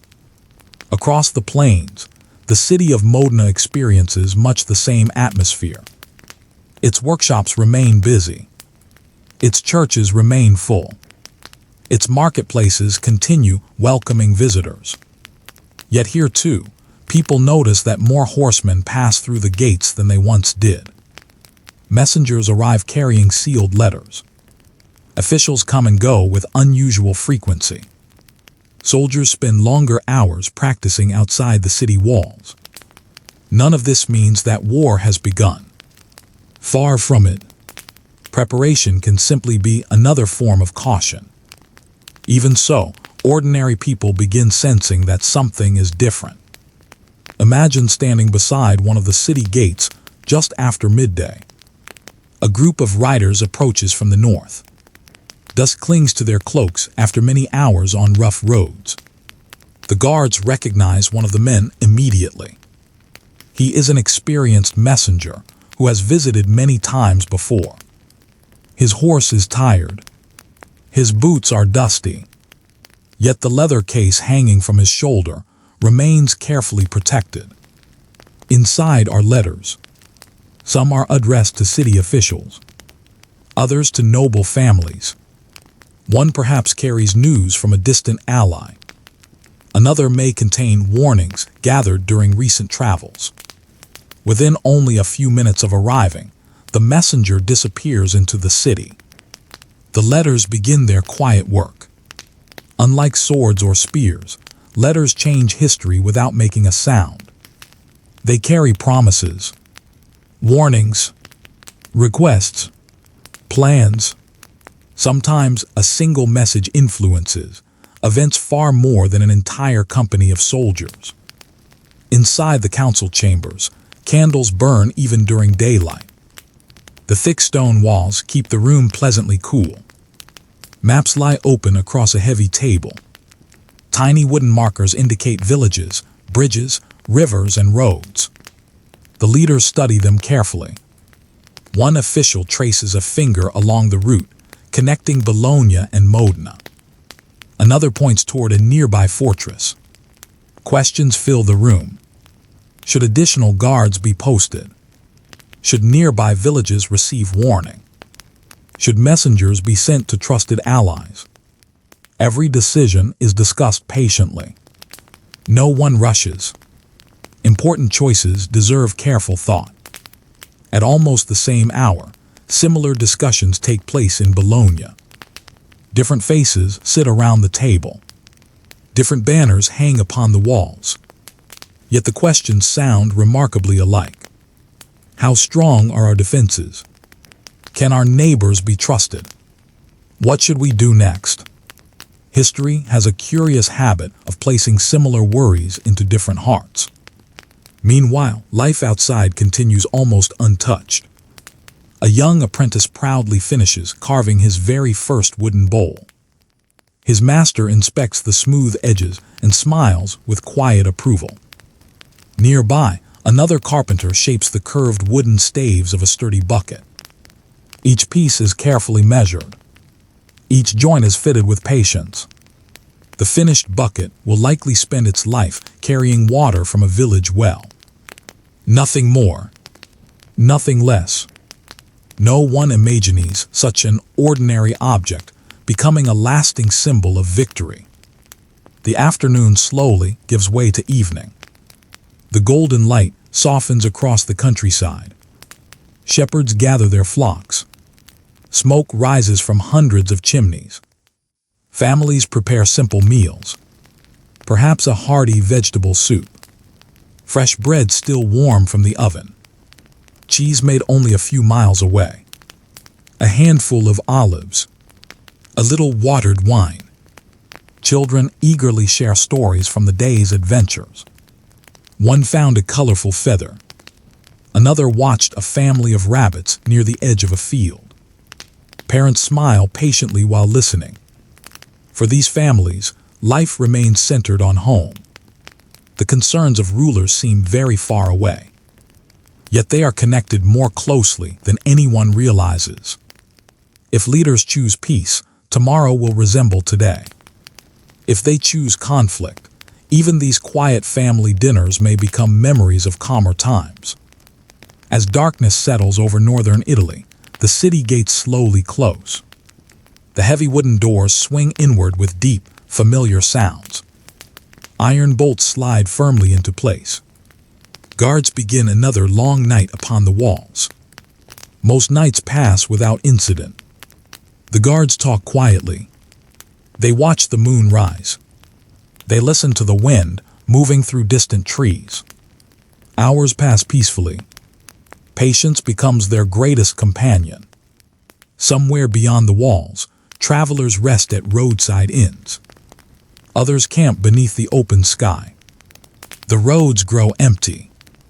The countryside returns to silence. It would be easy to believe that tomorrow will simply repeat today. But history is gently gathering its threads. The careful preparations, the growing suspicion, the steady flow of letters, the strengthened watchtowers, the frequent patrols. Each small thread is being woven into something larger. Still, no one can yet see the finished tapestry. Not even the wisest leaders know exactly how events will unfold.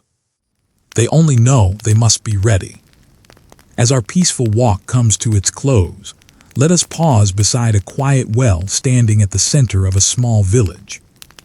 The water below reflects the stars. A wooden bucket hangs motionless from its rope. Simple, useful, unremarkable. Tomorrow morning, someone will lower it into the cool water, just as they did yesterday. It is impossible to guess that a bucket much like this will soon become one of the most famous objects in medieval history. But that curious moment is now drawing near.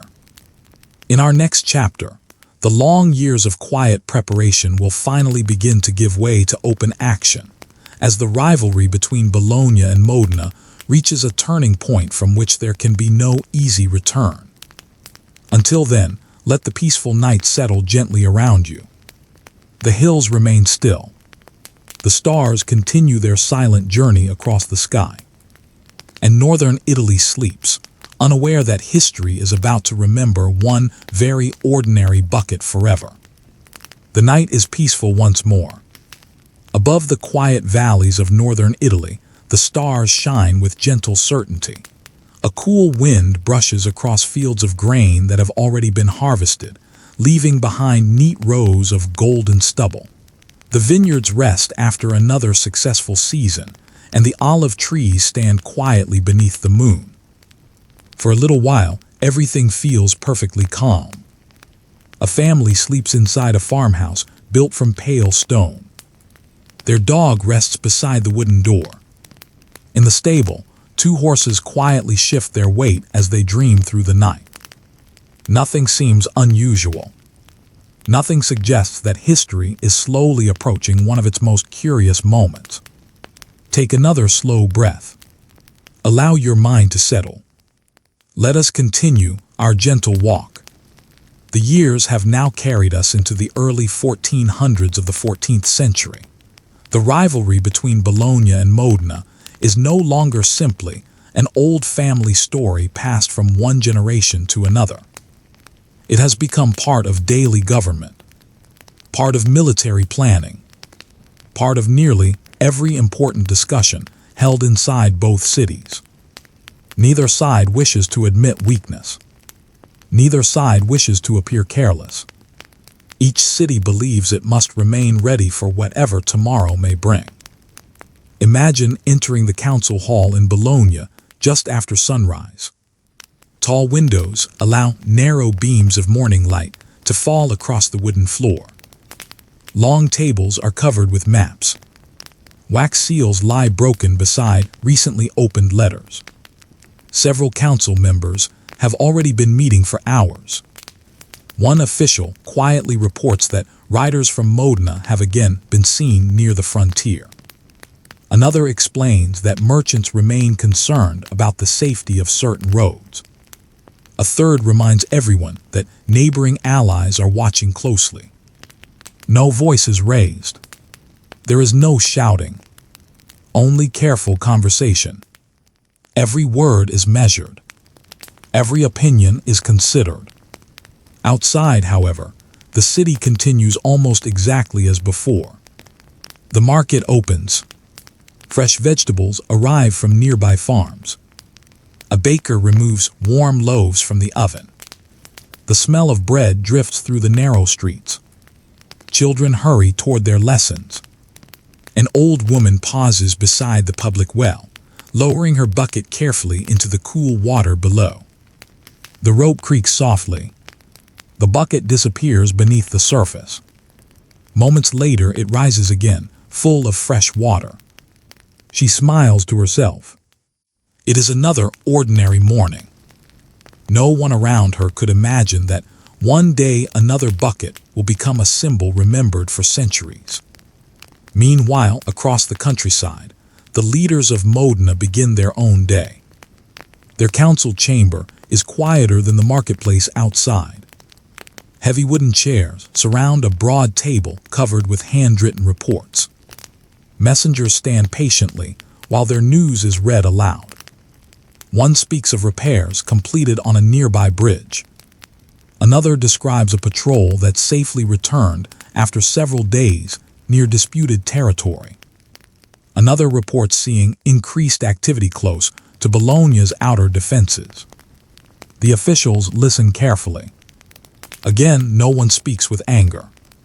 Instead, they think. They compare reports. They ask questions. They consider possibilities. Good leaders understand that haste often creates mistakes. Yet even thoughtful decisions can slowly guide events toward outcomes no one truly desires. Outside the walls of both cities, the countryside remains beautiful. Imagine walking along a narrow path that winds between vineyards. The afternoon sun warms the earth beneath your feet. Bees drift lazily from flower to flower. A shepherd sits beneath an old oak tree while his sheep graze peacefully nearby. He He watches white clouds move slowly across the blue sky. Politics feels very far away. His greatest concern today is whether enough grass remains for the flock. This quiet life continues in hundreds of villages scattered across northern Italy. Most people have never attended a city council meeting. Most have never spoken with a powerful noble. Their lives are shaped by the changing seasons. Spring planting, summer growth, autumn harvest, winter rest. The rhythm is steady, comforting, familiar. Yet even these peaceful villages begin noticing small changes. Travelers now arrive with stories that sound increasingly alike. A merchant speaks of more soldiers seen along the roads. A pilgrim mentions that a bridge is being guarded more carefully than before. A blacksmith passing through explains that he has received several requests for repairing helmets and chain mail.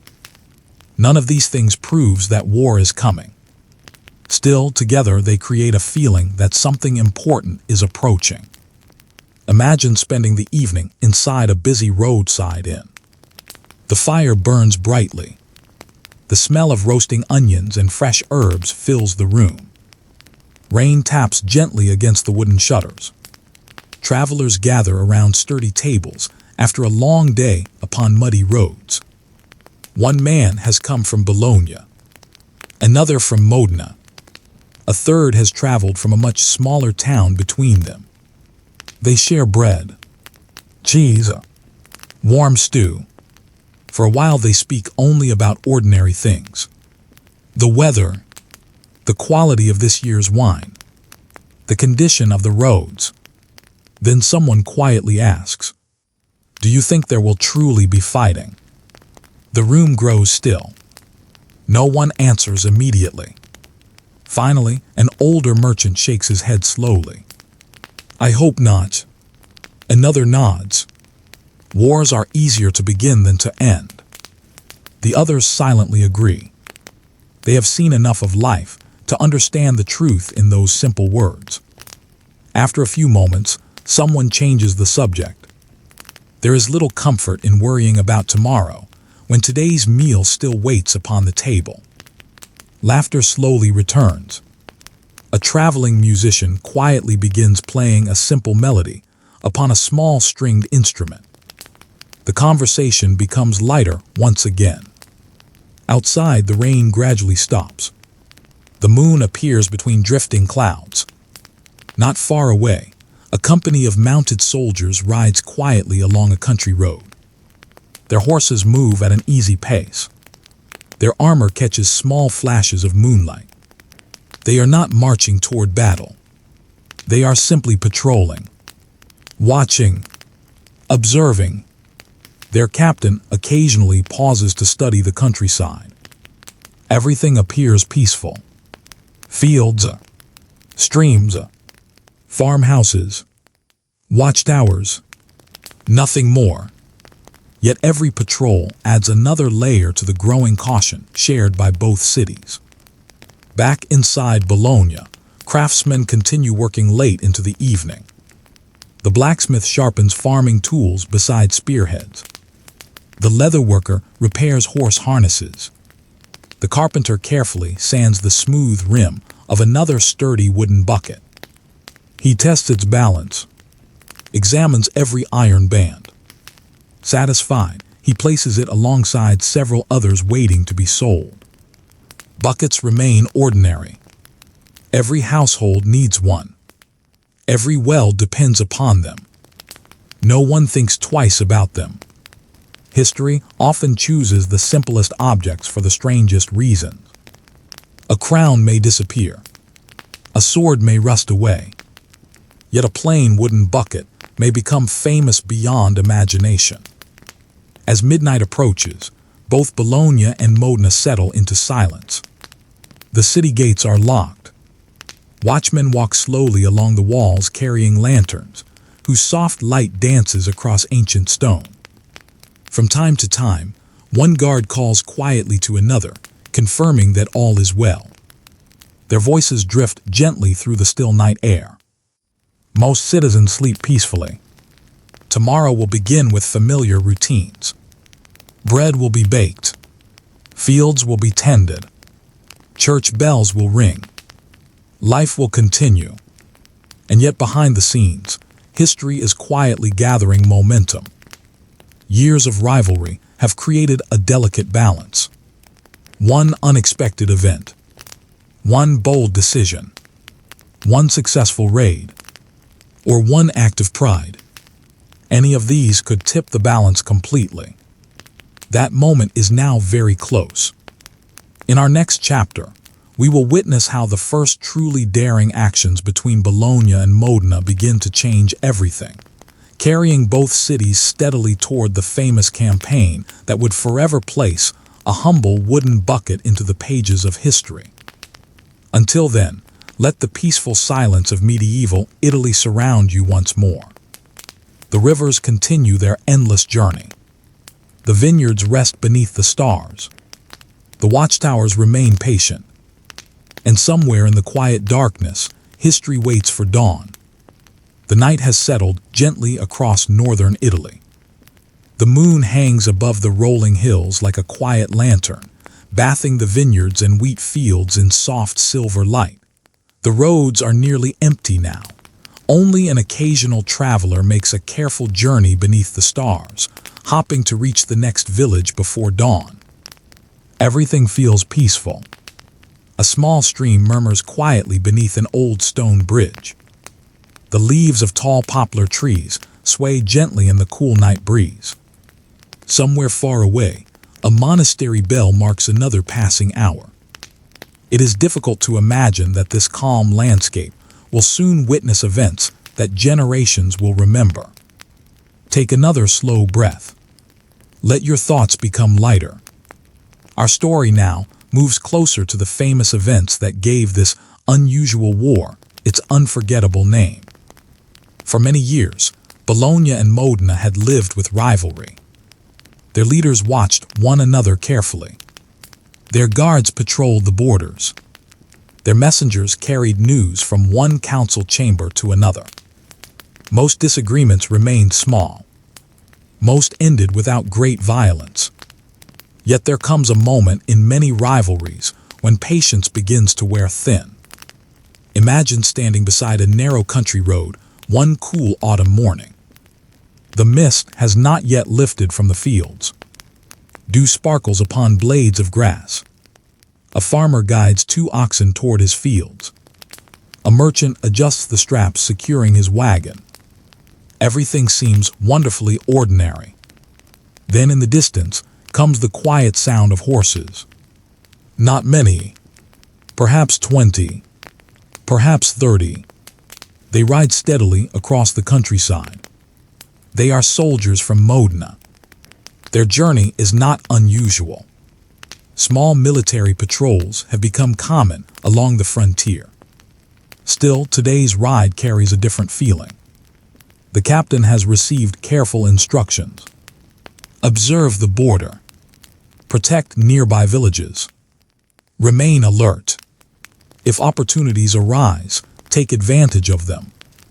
Such instructions are deliberately vague. They leave room for judgment. As the riders continue, they pass quiet farms where families have already begun their work. Women hang freshly washed clothes upon wooden lines. Children gather eggs from chicken coops. An old shepherd leans comfortably upon his staff while watching sheep graze across the hillside. Most villagers simply pause to watch the soldiers pass. Military patrols are no longer surprising. The riders offer polite greetings, then continue onward. Meanwhile, inside Bologna, another ordinary morning unfolds. The city gates have opened. Merchants enter with carts filled with vegetables, cheese, and grain. Students make their way toward the university. The smell of warm bread once again fills the streets.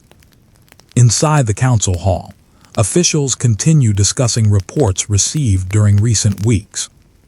Some describe peaceful conditions. Others mention increased movement near the frontier. Nothing yet seems urgent. No one imagines that today's events will soon become part of history. Far beyond the city walls, however, small groups of soldiers continue moving across the countryside. These are not enormous armies. Not yet.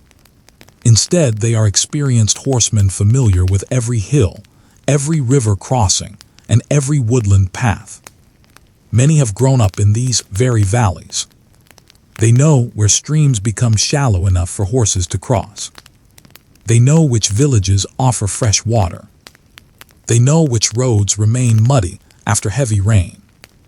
Their knowledge of the land is one of their greatest strengths. Imagine riding beside them. The horses breathe steadily beneath you. Leather saddles creak softly. Metal buckles catch flashes of morning sunlight. No one speaks very much. There is no need. Every rider understands his task. They move quietly through the countryside, careful not to attract unnecessary attention. As the day grows warmer, the patrol reaches land that both cities have long claimed in different ways. The exact boundary is uncertain. Old documents disagree. Local memories differ. Each side believes the land belongs to them. This uncertainty has caused many arguments over the years. Today, another disagreement begins. A small group of local guards from Bologna notices the approaching riders. They move forward cautiously. Their captain raises one hand in greeting. The riders from Modena slow their horses. For a few moments, both groups simply study one another. No swords are drawn. The wind rustles through nearby trees.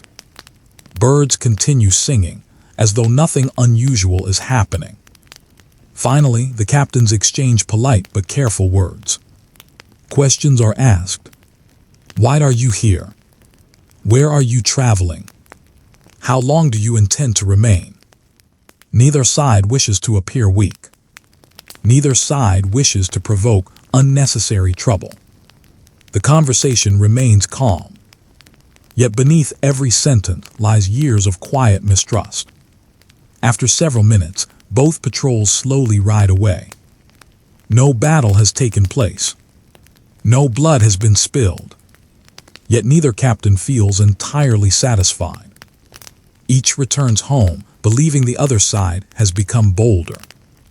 Back in their respective cities, written reports describe the meeting. Council members read them carefully. Some dismiss the encounter as routine. Others see it differently. If they ride farther today, one official quietly remarks, perhaps tomorrow they will ride farther still. The thought lingers in the room. No one answers immediately. History often changes through such small conversations.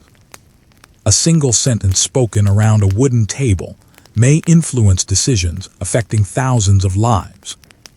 The weeks continue passing. Autumn deepens. The vineyards grow quieter after the harvest. Leaves begin turning shades of gold and crimson. Morning frost appears upon the fields.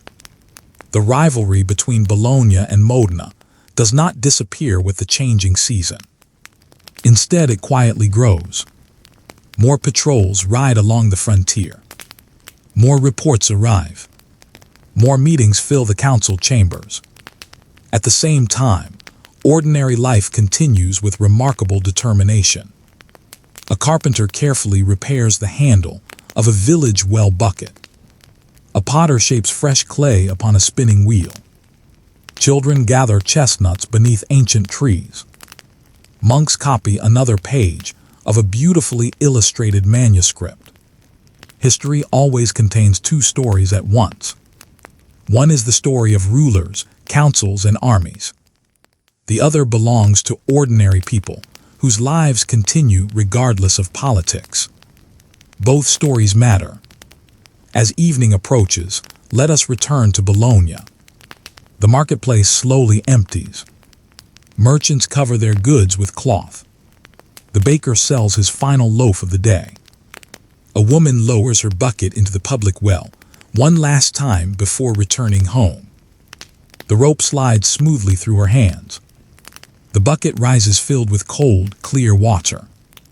She carries it away without giving it another thought. Across the countryside, in Modena, another family performs exactly the same task. Another bucket. Another well. Another ordinary evening.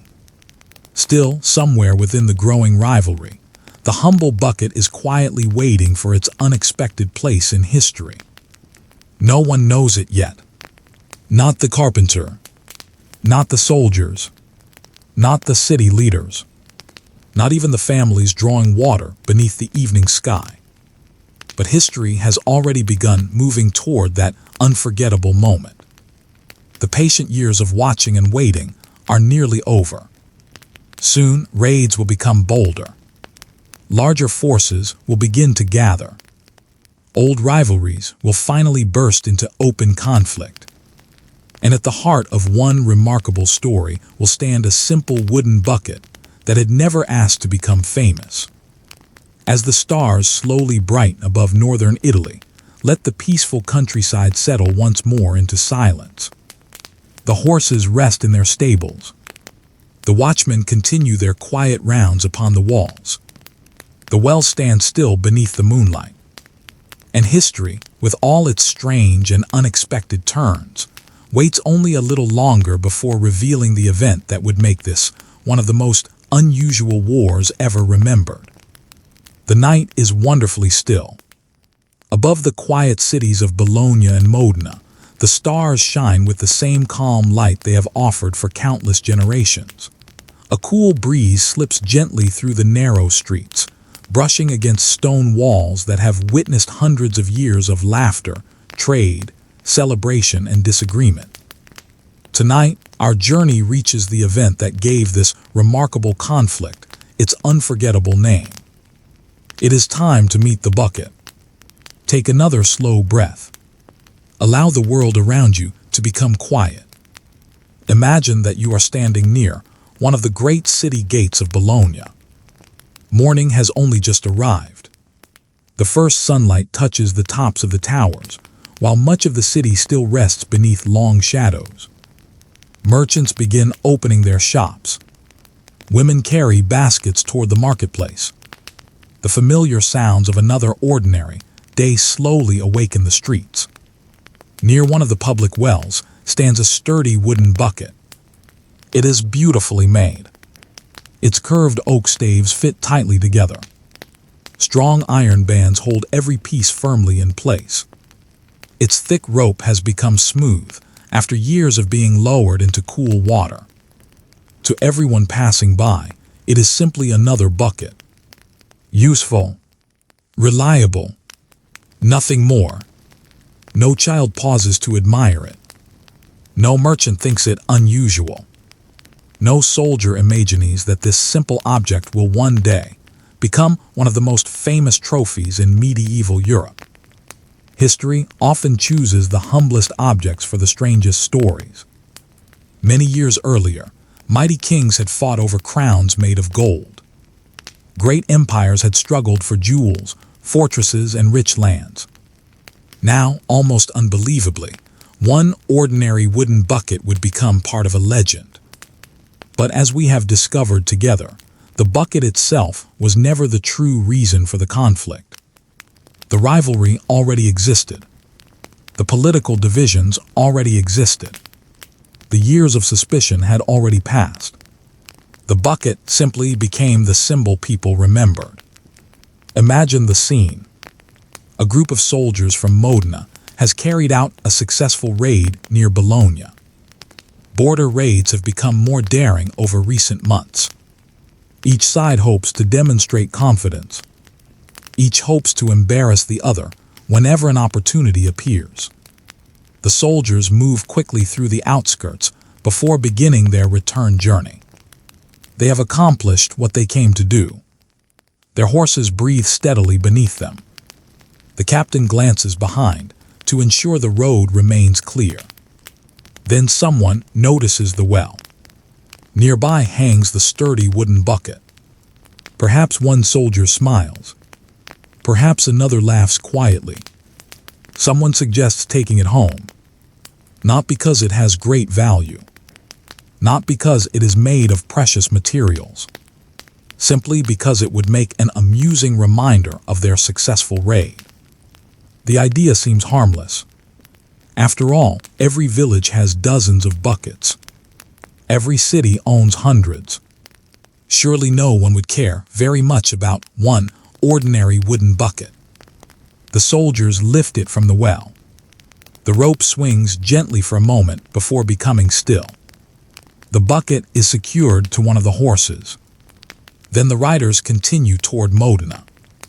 At the time, none of them can possibly know what history will later remember. Perhaps they imagine friends laughing when they arrive home. Perhaps they expect the bucket to hang inside a guardhouse as a light-hearted souvenir. Perhaps they never think about it again. Yet sometimes history transforms the smallest moments into lasting symbols. Back in Bologna, people soon notice the missing bucket. A woman arrives carrying 2 empty water jugs. She looks toward the well.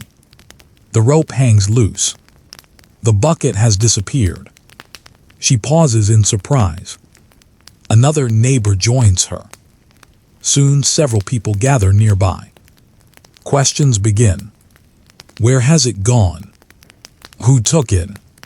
Was it stolen during the recent raid? News travels quickly through the city. The missing bucket becomes part of a much larger conversation. People are not truly angry because a wooden bucket has disappeared. Buckets can be replaced. Skilled carpenters build new ones every week. What troubles them is something deeper. The theft feels like an insult, a challenge, almost a joke at Bologna's expense. It suggests that enemy soldiers entered their territory confidently enough to leave carrying a trophy. The bucket itself matters very little. The message behind it matters much more. Imagine sitting inside a busy tavern that evening. The room is warm. The fire crackles softly. Bowls of stew sit upon rough wooden tables. Customers quietly discuss the day's news. Have you heard? They even took the bucket. Someone chuckles in disbelief. Another shakes his head. It isn't about the bucket. No, replies an older merchant thoughtfully. It never was. Around the room, quiet agreement follows. Everyone understands. Honor carries enormous importance in medieval society. Cities, like noble families, care deeply about their reputation. Allowing such an insult to pass unanswered might encourage even bolder actions in the future. Meanwhile, back in Modena, the returning soldiers are greeted warmly. Friends gather around. Stories are exchanged. Laughter fills the courtyard as the unusual souvenir is displayed. There it is, an ordinary bucket, still damp from the well, its iron bands shining faintly beneath the afternoon sun. Someone hangs it where everyone can see. Perhaps they expect it to remain there only for a short time.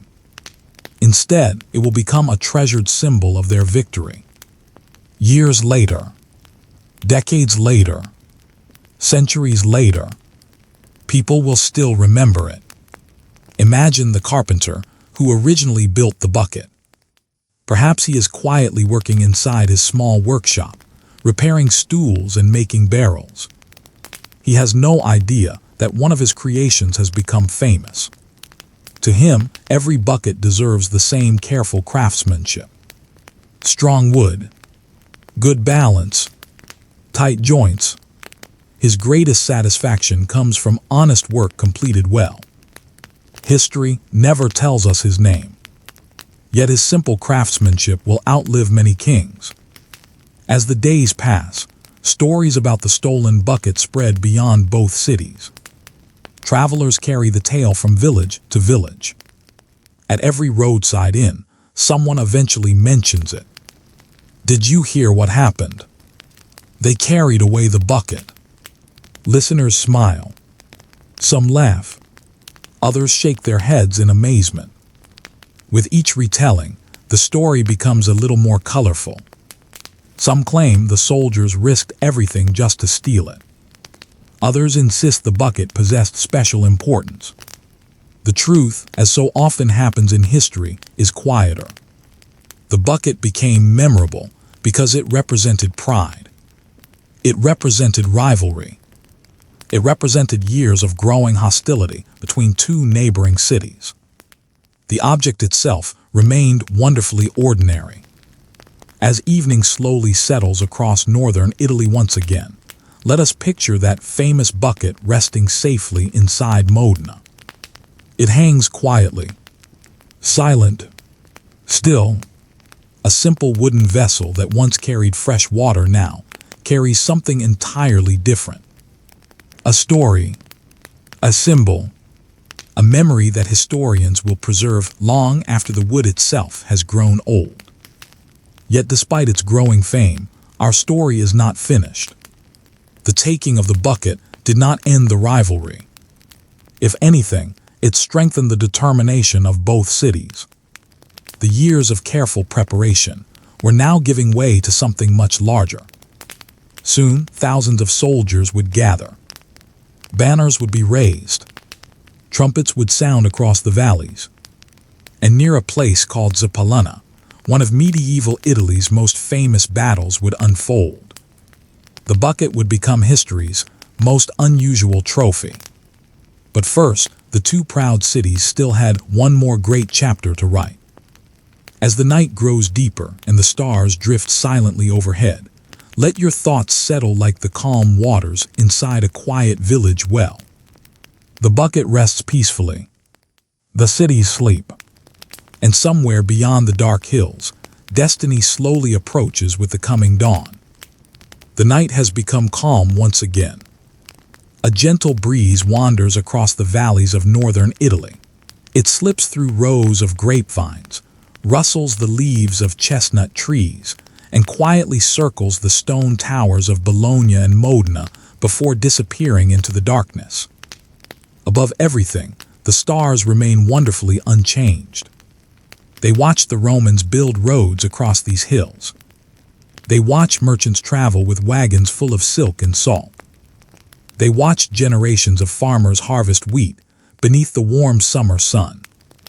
And tonight, they watch two proud cities slowly move toward a battle that neither side can now easily avoid. Take another slow breath. Allow your thoughts to become light once more. Our journey continues. The story of the stolen bucket has spread far beyond the walls of Bologna and Modena. Travelers speak about it in village inns. Merchants repeat it while unloading their wagons. Monks hear the tale from pilgrims making long journeys across Italy. Everywhere the story travels, it seems almost unbelievable. A bucket. People smile. They laugh softly. Surely no city would fight over such a simple thing. But those who know the history understand. The bucket is only the newest chapter in a much older story. The rivalry has been growing for generations. Now, both cities begin preparing more seriously than ever before. Imagine the first light of dawn appearing over Bologna. The eastern sky glows pale gold. Church bells ring gently through the quiet streets. The city slowly wakes. The baker has already been working for hours. Warm bread cools upon wooden shelves. The smell drifts into the streets, mixing with the fresh morning air. Merchants begin opening their shops. Children help sweep the entrances. Women carry baskets toward the marketplace. At first glance, nothing appears different. Life continues with familiar rhythm. Yet if you look a little more carefully, you notice subtle changes. The blacksmith receives more visitors than usual. Instead of repairing only farming tools, he sharpens swords. He replaces broken spearheads. He carefully repairs helmets dented during training. The sound of his hammer rings steadily through the morning. Clang, clang, clang. Each careful strike echoes across the neighborhood. His apprentice works beside him, pumping air into the glowing forge. The older man pauses from time to time to examine each finished piece. A poorly made tool can be repaired. A poorly made weapon may fail at the worst possible moment. So he works patiently, carefully. Every piece must be strong. Across the city, leatherworkers become busier as well. They repair saddles. They strengthen horse harnesses. They sew new straps for shields. Needles move steadily through thick leather, while sunlight falls across wooden workbenches. Nearby, carpenters continue building wagons. Not all wagons carry merchants anymore. Some will soon carry supplies. Barrels of grain, bundles of arrows, water, blankets, cooking pots. An army cannot travel without countless ordinary objects. In many ways, battles are won as much by preparation as by courage.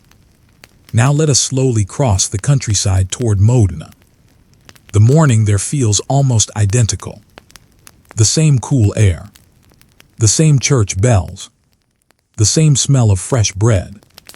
Farmers continue working in nearby fields as they always have. Yet within the city walls, preparation quietly increases.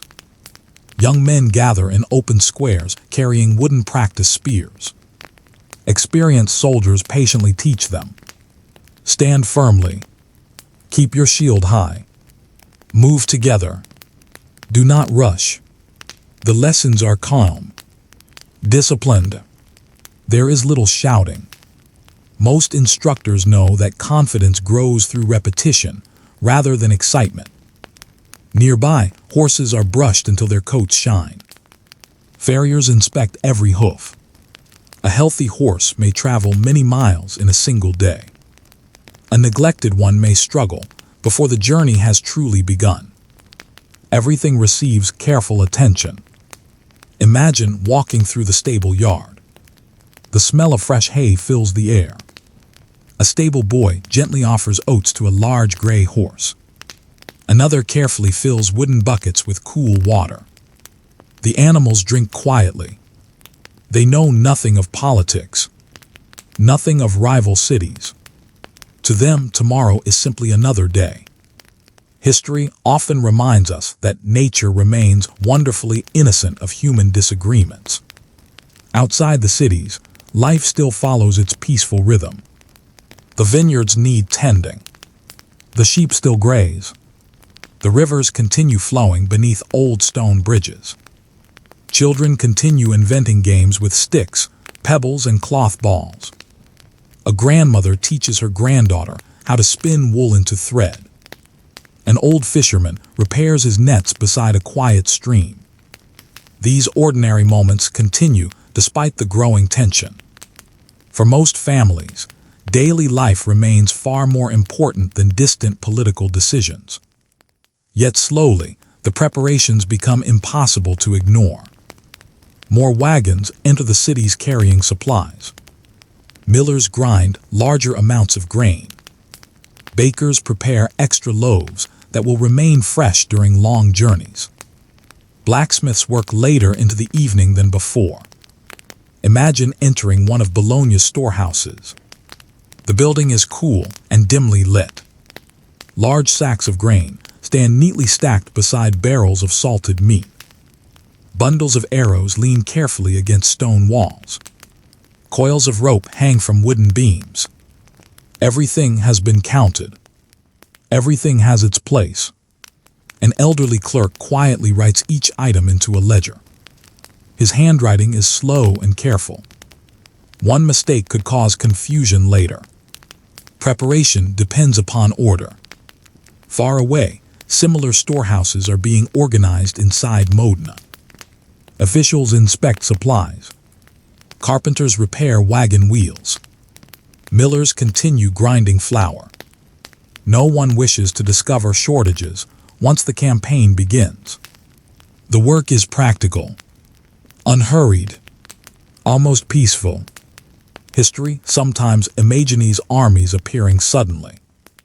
In truth, preparing an army often takes weeks, sometimes months. Every loaf of bread must be baked. Every horse must be fed.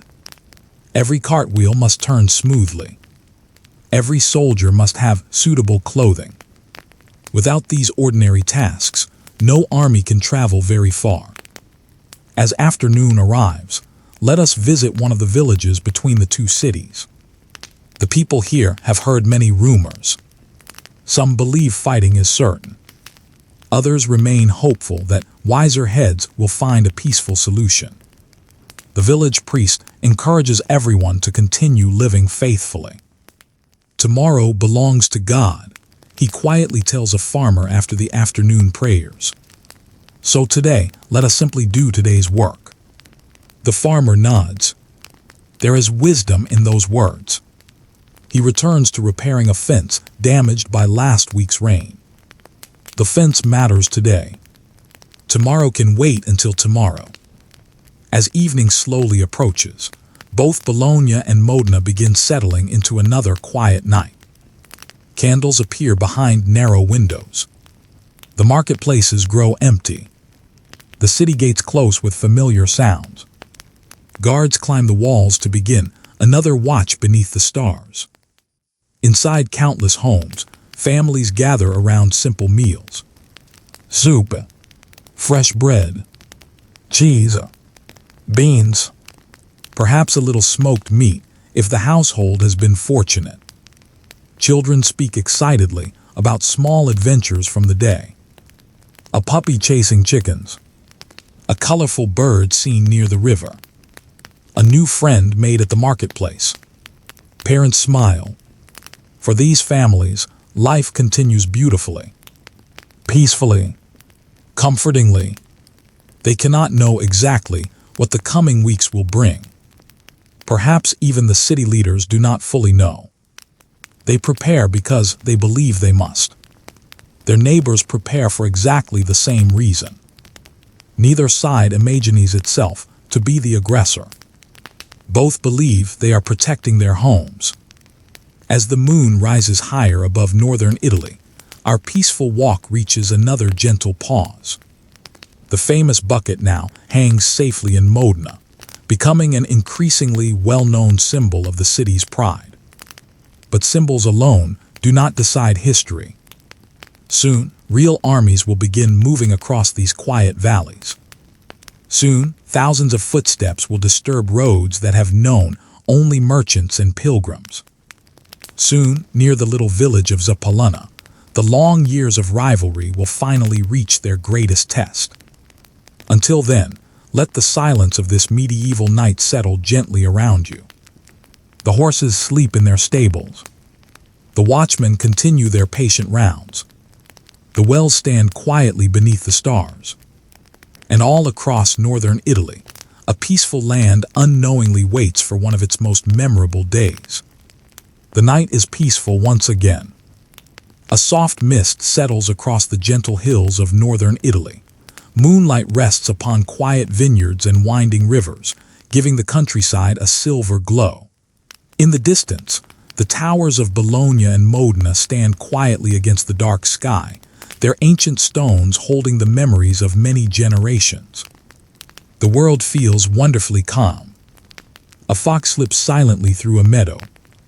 A small stream continues its patient journey toward a larger river. Somewhere, a monastery bell softly marks another hour before silence returns. Take another slow breath. Allow your thoughts to drift gently with the cool evening air.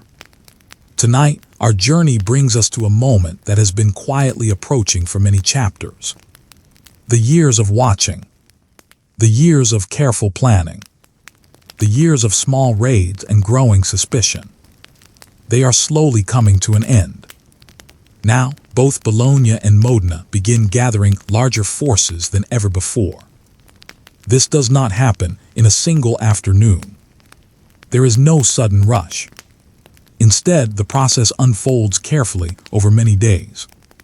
Imagine the first light of dawn reaching the rooftops of Bologna. The city awakens with its familiar rhythm. Church bells ring. Bakers remove warm loaves from their ovens. Market stalls begin opening. Children help sweep the streets outside family workshops. Everything appears wonderfully ordinary. Yet today there is something different. Near one of the city squares, small groups of men quietly arrive carrying traveling packs. Some are experienced soldiers. Others are farmers who have answered the call to help defend their city. A few are young men preparing for their very first campaign. Their faces show curiosity more than excitement. Many have never traveled far beyond their own villages. They greet old friends, adjust their belts, check their boots, speak quietly while waiting for instructions. Nearby, officers carefully record each arrival. Names are written into ledgers. Equipment is inspected. Nothing is left to chance. A soldier without proper shoes may struggle long before reaching the battlefield. A damaged shield may become dangerous when needed most. Preparation remains the most important task. Imagine walking among them. You hear gentle conversations. One man wonders whether the vineyards will still need pruning when he returns. Another speaks about his young son learning to care for the family donkey. A third quietly worries about leaving his aging parents behind. These are ordinary people. Their thoughts remain centered on home. History often remembers armies as great moving masses. Yet every soldier carries a personal story. Every helmet covers someone who has family waiting at home. Across the countryside, similar scenes unfold in Modena. The city gates stand open as riders arrive from nearby villages. Some bring horses. Others lead wagons filled with grain, blankets, and cooking pots. Local nobles arrive with small groups of experienced men-at-arms. Their banners flutter gently in the morning breeze. Each banner represents a family that has pledged its support. The city slowly fills with visitors. Blacksmiths work steadily from sunrise until evening. The glow of their forges can be seen even after darkness falls. They sharpen swords, repair broken stirrups, replace loose nails in horseshoes. The ringing of hammers becomes part of the city's daily music. Clang, clang, clang, a familiar rhythm of careful craftsmanship. Not hurried, not frantic, simply steady work done well. Nearby, women prepare food that can last during a long journey. Large loaves of coarse bread cool upon wooden racks. Cheese is wrapped carefully in cloth. Barrels are filled with clean water and watered wine. Dried beans are packed into sturdy sacks. No army can travel on courage alone. It must eat. It must drink. It must rest. Every meal prepared in these kitchens becomes part of the coming campaign. Outside both cities, the countryside continues its peaceful routine. Imagine visiting a quiet farm several miles from the growing activity. The farmer bends over his vegetable garden. His wife gathers herbs growing beside a stone wall. Their youngest daughter chases butterflies through a field of wildflowers. For a little while, it seems as though the wider world has forgotten this place. Then a group of mounted riders passes slowly along the nearby road. The family pauses to watch. The riders raise a friendly hand in greeting. Soon they disappear over the next hill. The quiet returns. The farmer sighs softly before continuing his work. There is little else he can do. Throughout the villages surrounding Bologna and Modena, people respond much the same way. Life must continue. The cows still need milking. The chickens still need feeding. The vineyards still require attention. Whatever tomorrow may bring, today's work cannot be ignored. Meanwhile, inside Bologna's great walls, the city leaders continue meeting. Maps lie spread across heavy tables. Messengers come and go throughout the day. Reports arrive from nearby villages. Road conditions are discussed. Bridge crossings are carefully noted. Which route offers the safest journey? Where can fresh water be found? Which villages can provide food if needed? Every answer matters. Military campaigns in the Middle Ages depend as much upon planning as upon bravery. A road washed away by heavy rain may delay an army for days. A bridge too narrow for supply wagons creates unexpected problems. Wise commanders study such details carefully. In Modena, similar preparations continue. Experienced captains inspect groups of soldiers standing neatly in formation. Not every man wears expensive armor. Many carry simple spears. Some have bows. Others carry sturdy shields made from wood covered with leather. Their equipment varies. Their determination does not. The captains remind them of discipline. Stay together. Follow orders. Protect one another. Such advice is spoken calmly. There is no need for loud speeches. These men understand why they have gathered. As afternoon slowly fades, let us visit the city's stables. Rows of horses stand quietly chewing fresh hay. Stable boys brush their coats until they shine. Buckets of clean water are carried from nearby wells. Each horse is carefully examined. A loose horseshoe is replaced. A worn saddle strap is repaired. The animals seem wonderfully unconcerned by human politics. To them, tomorrow is another journey. Nothing more. Nearby, a young boy watches with wide eyes. Perhaps one day he dreams of becoming a knight. For now, he simply admires the magnificent horses. He reaches out gently to stroke the nose of a calm chestnut mare. She snorts softly before returning to her hay. The boy smiles. It is a small, peaceful moment in the middle of history's unfolding story. As evening approaches, campfires begin appearing outside the city walls. Some soldiers will sleep beneath the open sky. Others find shelter inside barns or temporary camps. The smell of cooking stew drifts through the cool air. Friends sit together sharing bread and quiet conversation. One man tells a story about his village. Another remembers a successful harvest from years ago. Someone laughs at an old joke heard many times before. Despite everything, these moments remain deeply human. The stars begin appearing overhead, one by one, just as they always have. As darkness settles over both cities, the preparations are nearly complete.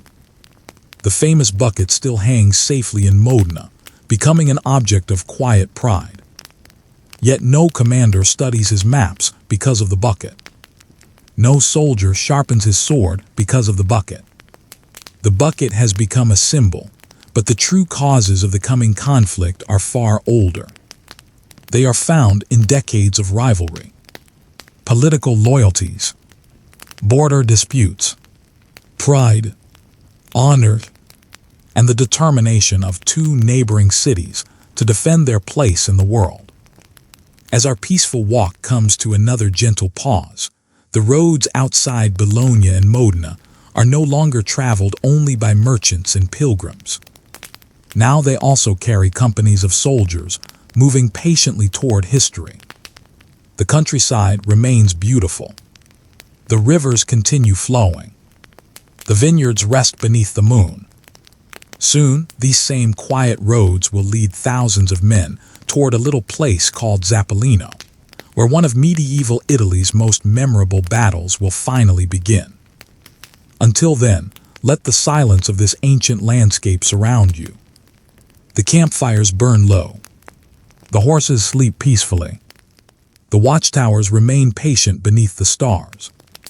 And history waits quietly for the dawn that will change everything. The night is slowly giving way to morning. The stars still shine above northern Italy, but along the eastern horizon, a pale ribbon of light begins to appear. The hills rest beneath a blanket of cool mist. Vineyards, olive groves, and quiet fields seem almost dreamlike as the first colors of dawn gently touch the landscape. For one last peaceful moment, the countryside is completely still. A bird begins its morning song. A rabbit slips quietly into a hedge. Drops of dew sparkle upon blades of grass like tiny pieces of glass.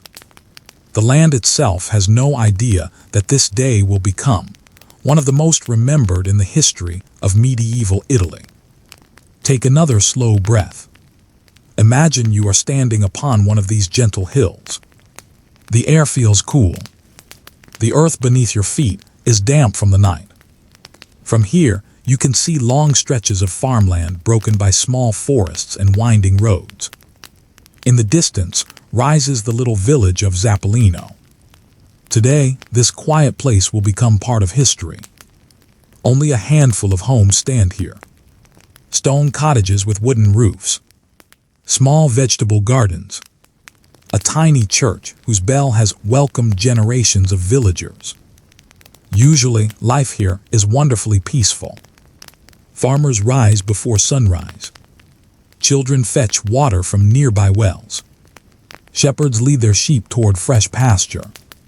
Travelers pass through from time to time, exchanging greetings before continuing their journeys.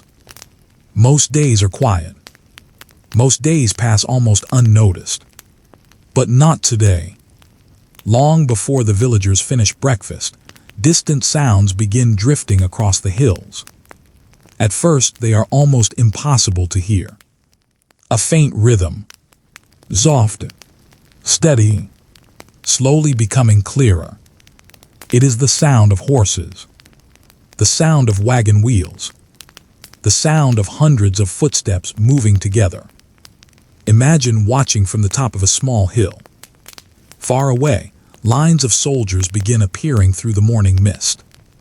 Their banners flutter gently in the cool breeze. Sunlight catches polished helmets, making them sparkle for just a moment before clouds drift overhead once more. No one rushes. No one shouts. The armies move with quiet discipline. This is not the dramatic charge that stories sometimes describe. Instead, it is careful organization. Groups remain together. Officers ride slowly beside their men. Supply wagons follow behind.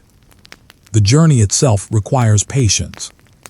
Every hill must be crossed. Every stream carefully forded. Every narrow road shared by hundreds of travelers. History often seems fast when we read about it. In truth, armies spend much of their time simply walking. One step, then another, hour after hour. Imagine walking beside one young soldier from Bologna. His shield rests across his shoulder.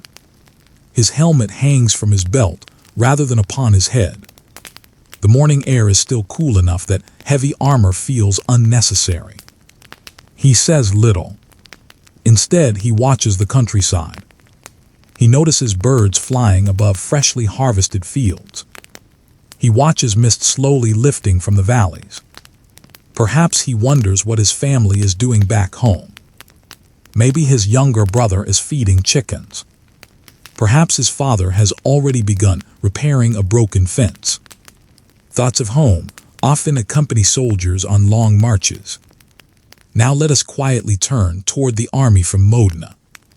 They too move steadily across the rolling hills. Their horses walk calmly.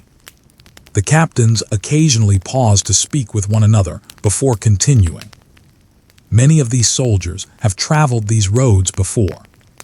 Some know every stream crossing.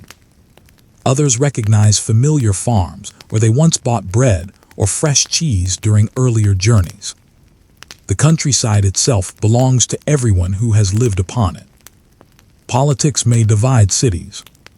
Nature welcomes all. As the sun climbs higher, both armies gradually approach the area around Zappolino.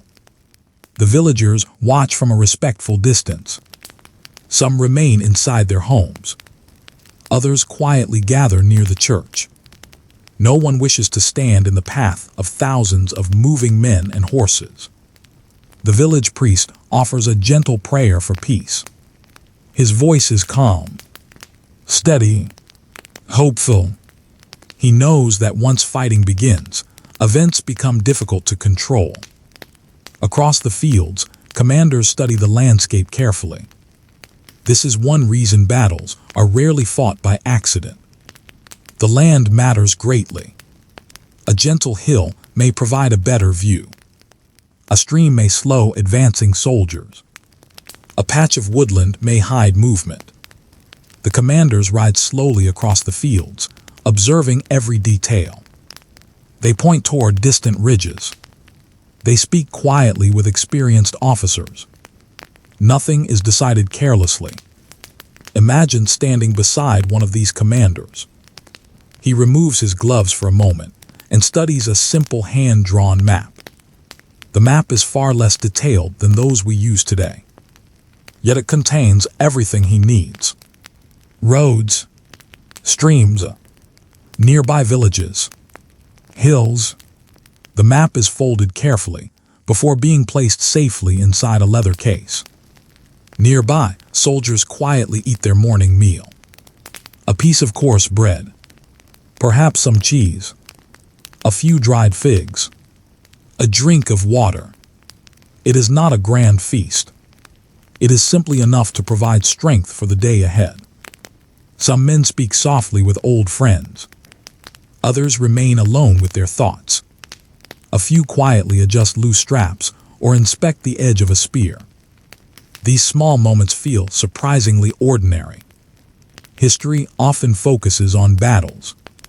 Yet before every battle comes waiting. Long stretches of waiting. Waiting for orders. Waiting for companions. Waiting for the right moment. As the morning continues, the mist finally disappears. The hills become clear beneath the bright autumn sun. The vineyards glow with shades of green and gold. Farmhouses stand peacefully among fields that have already been harvested.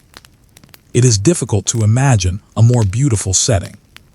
Perhaps that is one of history's quiet lessons. Some of humanity's greatest conflicts have unfolded in places of extraordinary beauty. Nature remains peaceful even when people struggle. Far behind the soldiers, supply wagons slowly arrive.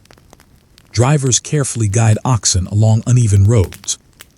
Inside the wagons are barrels of water, sacks of grain, bundles of arrows, cooking pots, blankets, everything needed for a long day away from home. Few stories celebrate these wagons, yet armies depend upon them completely. Without food, even the bravest soldiers cannot continue. Nearby, blacksmiths traveling with the army make final repairs. A loose horseshoe is replaced. A bent buckle is straightened. A damaged spear shaft is exchanged for another. Every small repair may prove important later. The work is quiet, methodical, almost peaceful. The famous bucket, resting safely back in Modena, is nowhere to be seen.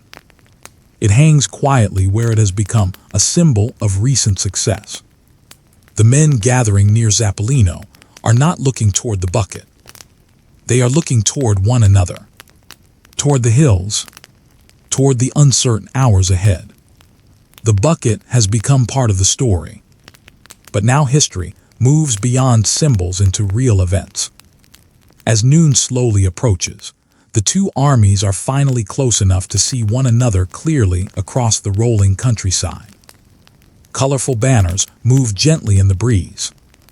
Lines of soldiers wait with remarkable discipline. Horses stamp softly upon the earth.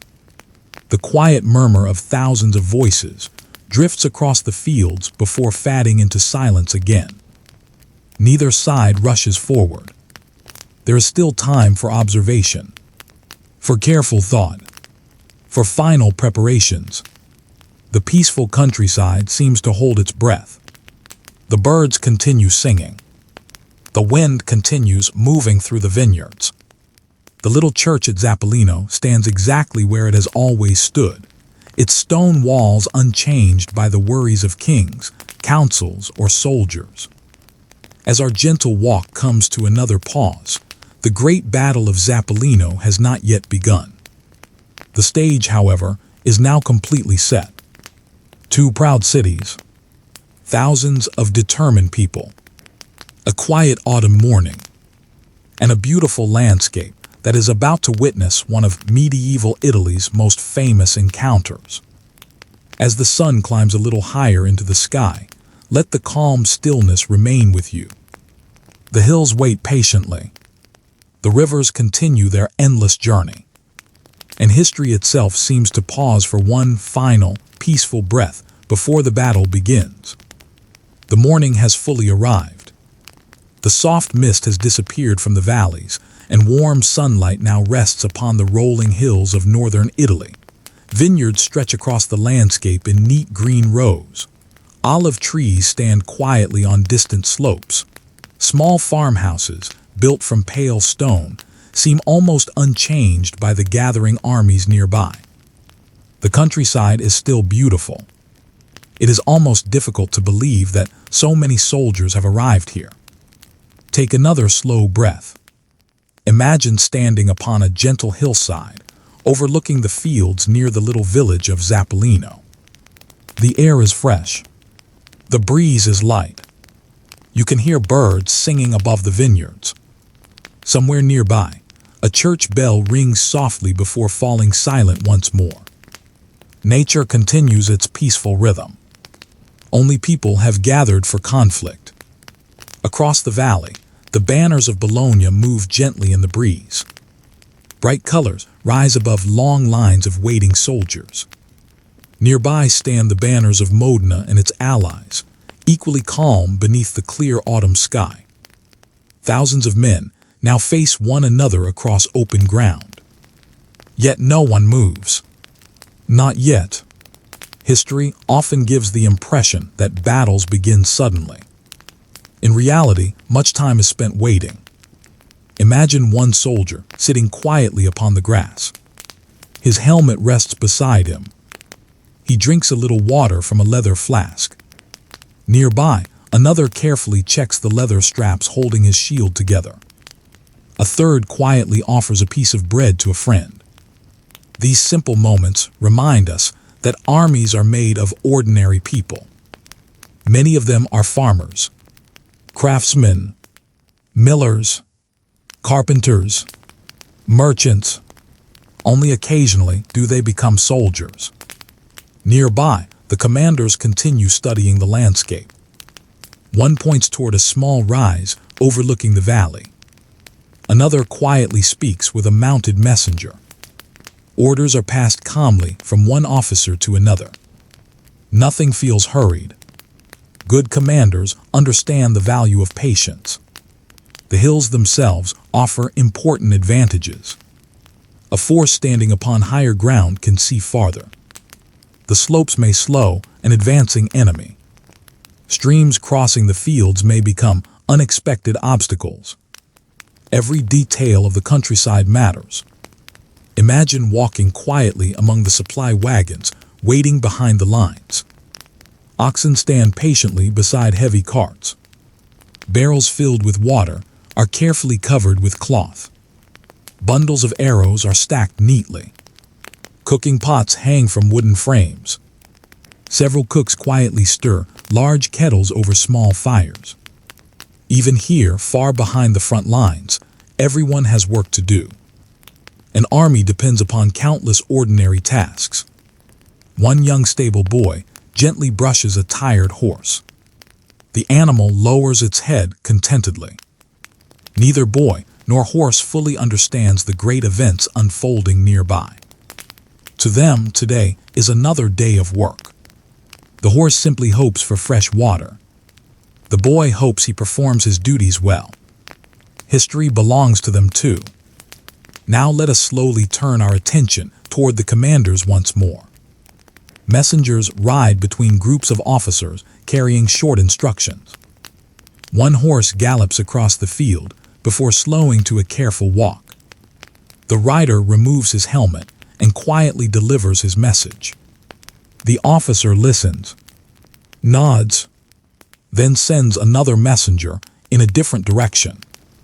This quiet movement continues for quite some time. Communication during the Middle Ages requires patience. There are no telephones, no radios. Every instruction travels at the speed of a horse. Meanwhile, the ordinary soldiers wait. Some kneel in quiet prayer. Others simply look across the fields. Perhaps they recognize someone among the distant banners. After all, Bologna and Modena are neighboring cities. Many families have traded with one another for generations. Some soldiers may even have distant relatives living on the opposite side. History often divides people who once shared peaceful lives. The late morning sun climbs steadily higher. The cool air begins to warm. Shadows beneath the trees grow shorter. The commanders know the waiting cannot continue forever. Eventually, decisions must become action.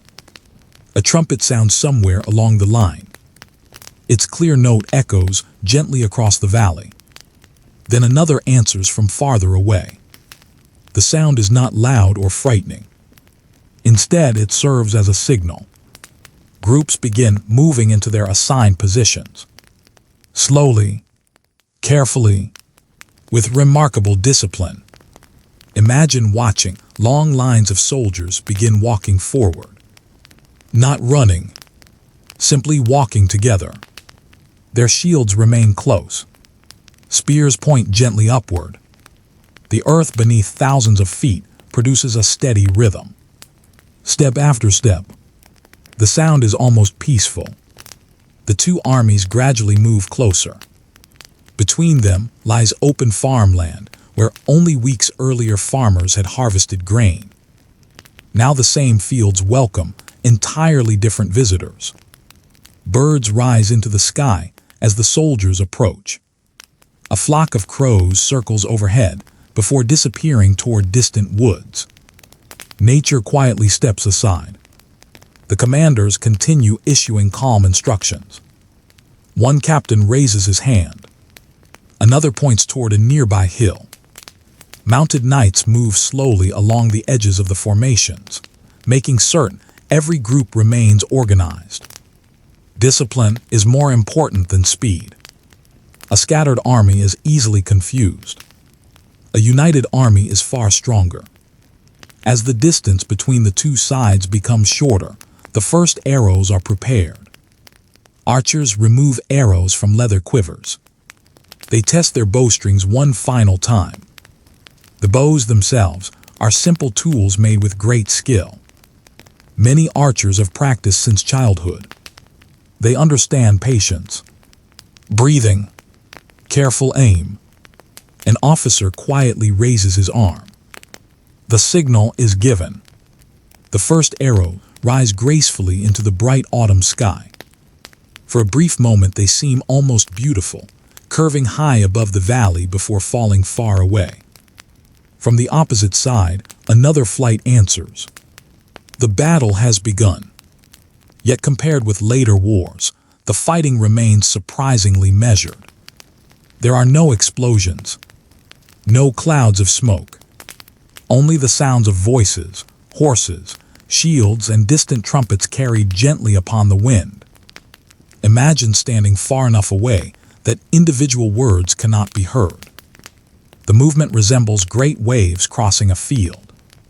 One line advances. Another steadies itself.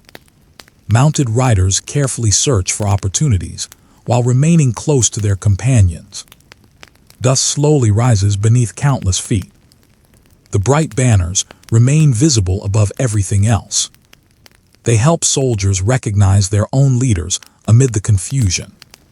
Throughout the battle, messengers continue riding tirelessly.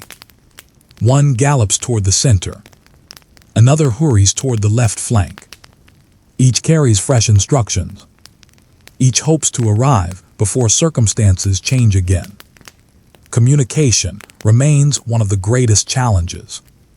Meanwhile, beyond the battlefield, ordinary life has almost paused. Farmers watch from distant hills. The villagers of Zapolona remain safely inside their homes or nearby churches. The vineyard workers have stopped their pruning. Even travelers choose quieter roads whenever possible. Everyone understands that today is unlike any other. Still, the countryside itself remains remarkably calm. The breeze continues moving through the vines. The streams continue flowing exactly as they did yesterday. The sun shines warmly over both armies without choosing sides. Nature remains wonderfully impartial. Hour by hour, the balance of the battle slowly begins to change. The experienced forces of Modena and their allies maintain careful discipline. Their commanders respond quickly to changing conditions. Groups support one another with impressive coordination. The soldiers of Bologna fight with determination as well. They refuse to give up easily. Their banners remain proudly raised. Every man hopes to defend the honor of his city. No one knows exactly how the day will end. From where we stand upon our quiet hillside, the movements below seem almost slow. History, when viewed from a distance, often appears calmer than those living through it could ever imagine. As the afternoon sun begins its gradual journey westward, it becomes clear that this battle will decide far more than a simple border dispute. It will shape the reputation of two proud cities. It will strengthen one side's confidence and deeply disappoint the other. And long afterward, people will remember not only the battle itself, but also the curious wooden bucket that had become its enduring symbol. But the outcome has not yet been decided. The day is still unfolding. The hills continue watching in silence. The banners still wave above the fields. And our peaceful journey through history will continue in the next chapter, where we will gently explore how the Battle of Zapolona came to its remarkable conclusion, and why the victory of Modena would become one of medieval Italy's most talked about triumphs. Until then, let the quiet autumn landscape settle gently into your imagination. The wind moves softly through the vineyards. The rivers continue their endless course. And above it all, the ancient stars patiently wait for another peaceful night. The afternoon sun hangs gently above the hills of northern Italy. Its warm light falls equally upon vineyards, quiet streams, and the thousands of people gathered near the little village of Zapolona. The wind moves softly across the fields, carrying with it the scent of dry grass and freshly turned earth. From far away, the landscape still appears peaceful.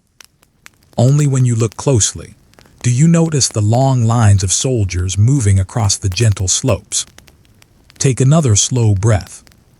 Allow your thoughts to remain calm as we continue our quiet walk through this unusual chapter of history. The battle has now been unfolding for several hours. Neither side rushed into the fighting. Both armies have moved carefully. Their commanders continue sending messengers from one part of the field to another. Orders are spoken quietly. Flags rise and fall as signals. Trumpets occasionally sound across the valley. Much of the battle depends upon patience rather than speed. Imagine standing beside one of the older commanders from Modena. He sits calmly upon his horse, watching the movements below. His face shows concentration rather than excitement. From time to time, another officer rides toward him carrying fresh information. The commander listens. He asks a few questions. Then he quietly points toward another part of the battlefield. A messenger immediately rides away. Every decision must be made carefully. No one can see every corner of the field at once. Good commanders depend upon trusted companions bringing accurate news. Across the valley, the leaders of Bologna face the same challenge. Dust hangs gently above the fields where so many feet have crossed the dry ground. Visibility becomes more difficult. Messengers sometimes take longer to reach their destination. Groups of soldiers become separated by hills and vineyards. The commanders work constantly to keep everyone organized. History often remembers victories and defeats. It sometimes forgets how much of leadership simply involves solving unexpected problems. Imagine one company of soldiers from Bologna waiting for new instructions. Their captain looks toward a distant banner that has almost disappeared behind a low hill. For several long minutes they simply wait. No one knows whether to advance or remain where they are. Finally, a messenger arrives on horseback. The captain nods. The company quietly changes direction and continues forward. Moments like these happen throughout the day. Small decisions slowly shape larger outcomes. Nearby, the mounted knights of Modena begin finding opportunities to move across open ground. Their horses have been carefully rested during the morning. Now they advance with steady confidence. The riders do not charge wildly. Instead, they move in disciplined groups, supporting one another whenever needed. The sound of hooves echoes softly across the valley. Dust rises behind them before slowly drifting away in the afternoon breeze. Many historians believe that the cavalry supporting Modena played an important part in the day's success. The horsemen were experienced. Their leaders remained organized. They took advantage of the landscape whenever possible. Meanwhile, the soldiers from Bologna continue resisting with determination. They refuse to surrender easily.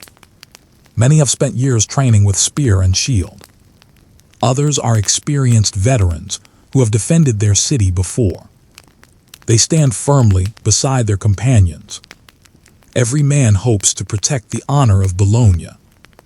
Imagine two ordinary soldiers meeting briefly beside a small stream crossing the battlefield. One kneels to drink a little water. The other quietly offers him a piece of bread saved from the morning meal. For a few peaceful moments they rest. Then, after exchanging a few quiet words, they return to their places. History is filled with these unnoticed acts of kindness. Even during difficult days, people continue caring for one another. As the afternoon slowly continues, the balance of the battle begins shifting. The formations of Modena remain remarkably well coordinated. Their commanders communicate effectively. Different groups support one another at the right moments. Gradually, they begin gaining control over more of the battlefield. From the hills surrounding Zappalena, observers notice the slow change. The banners of Modena advance a little farther. The lines of Bologna begin carefully withdrawing from certain positions. Not in panic, not in disorder, simply because remaining there has become increasingly difficult. Imagine standing far above the battlefield upon a quiet hillside. From this peaceful distance, the movements below resemble patterns flowing across the land. Groups move, pause, turn, advance again. The hills themselves remain perfectly still. The vineyards continue glowing beneath the afternoon sun. Nature quietly watches without taking sides. Back inside the little village of Zappalena, families remain indoors. Parents comfort nervous children. The village priest quietly prays for everyone gathered upon the nearby fields. He does not ask for victory. He asks for peace, for wisdom, for mercy. These simple prayers have echoed through countless moments of history. As the afternoon begins leaning toward evening, the commanders of Bologna recognize that continuing the struggle may bring greater losses without changing the outcome. Wise leadership sometimes means knowing when enough has been done. Protecting lives may become more important than continuing a battle already turning against you. Slowly, carefully, groups begin withdrawing from the field. The movement is organized rather than chaotic. Experienced officers help maintain order as the army begins its retreat toward safer positions. The soldiers of Modena do not simply celebrate immediately. Their commanders continue watching carefully. A retreating army can still become dangerous if pursued without discipline. Patience remains important until the very end. Only after it becomes clear that the battle has truly ended do smiles begin appearing among the victorious troops. Friends find one another. Officers quietly congratulate their companions. Some remove heavy helmets for the first time in many hours. Others kneel beside nearby stream to wash dust from their faces. There is relief more than excitement. Battles, even victorious ones, are exhausting. The afternoon sunlight begins softening into the golden colors of early evening. Long shadows stretch across the fields. Birds slowly return to the trees. The countryside seems eager to reclaim its peaceful rhythm. Imagine walking slowly across the battlefield after the armies have departed. The silence feels almost surprising. Only a few hours earlier, thousands of voices filled these hills. Now the wind once again moves gently through the grass. The streams continue flowing quietly. A pair of swallows circles above an old stone wall before disappearing toward the village. Nature begins healing almost immediately. History records this encounter as a significant victory for Modena. The success strengthened the city's confidence and became an important source of civic pride for generations. For the people of Bologna, the battle was deeply disappointing, yet the city itself continued to endure, rebuild, and remain one of Italy's great centers of learning and culture in the centuries that followed. One battle never tells the whole story of a city. The famous wooden bucket remained safely in Modena. After the victory, it became even more meaningful as a symbol. Visitors would later come simply to hear its remarkable story. Many smiled when they learned that such an ordinary household object had become connected with such an important event. The bucket itself had never changed. It was still made of wood, still held together by iron bands, still shaped by the careful hands of an unknown craftsman. Only the story surrounding it had grown larger with every passing year. As evening settles gently over northern Italy, the campfires of the victorious army begin glowing beneath the darkening sky. Simple meals are prepared. Bread is shared. Water is poured into wooden cups. Tired horses rest after a long day. The commanders speak quietly together, already thinking about tomorrow rather than today. And above them all, the first stars begin appearing once again.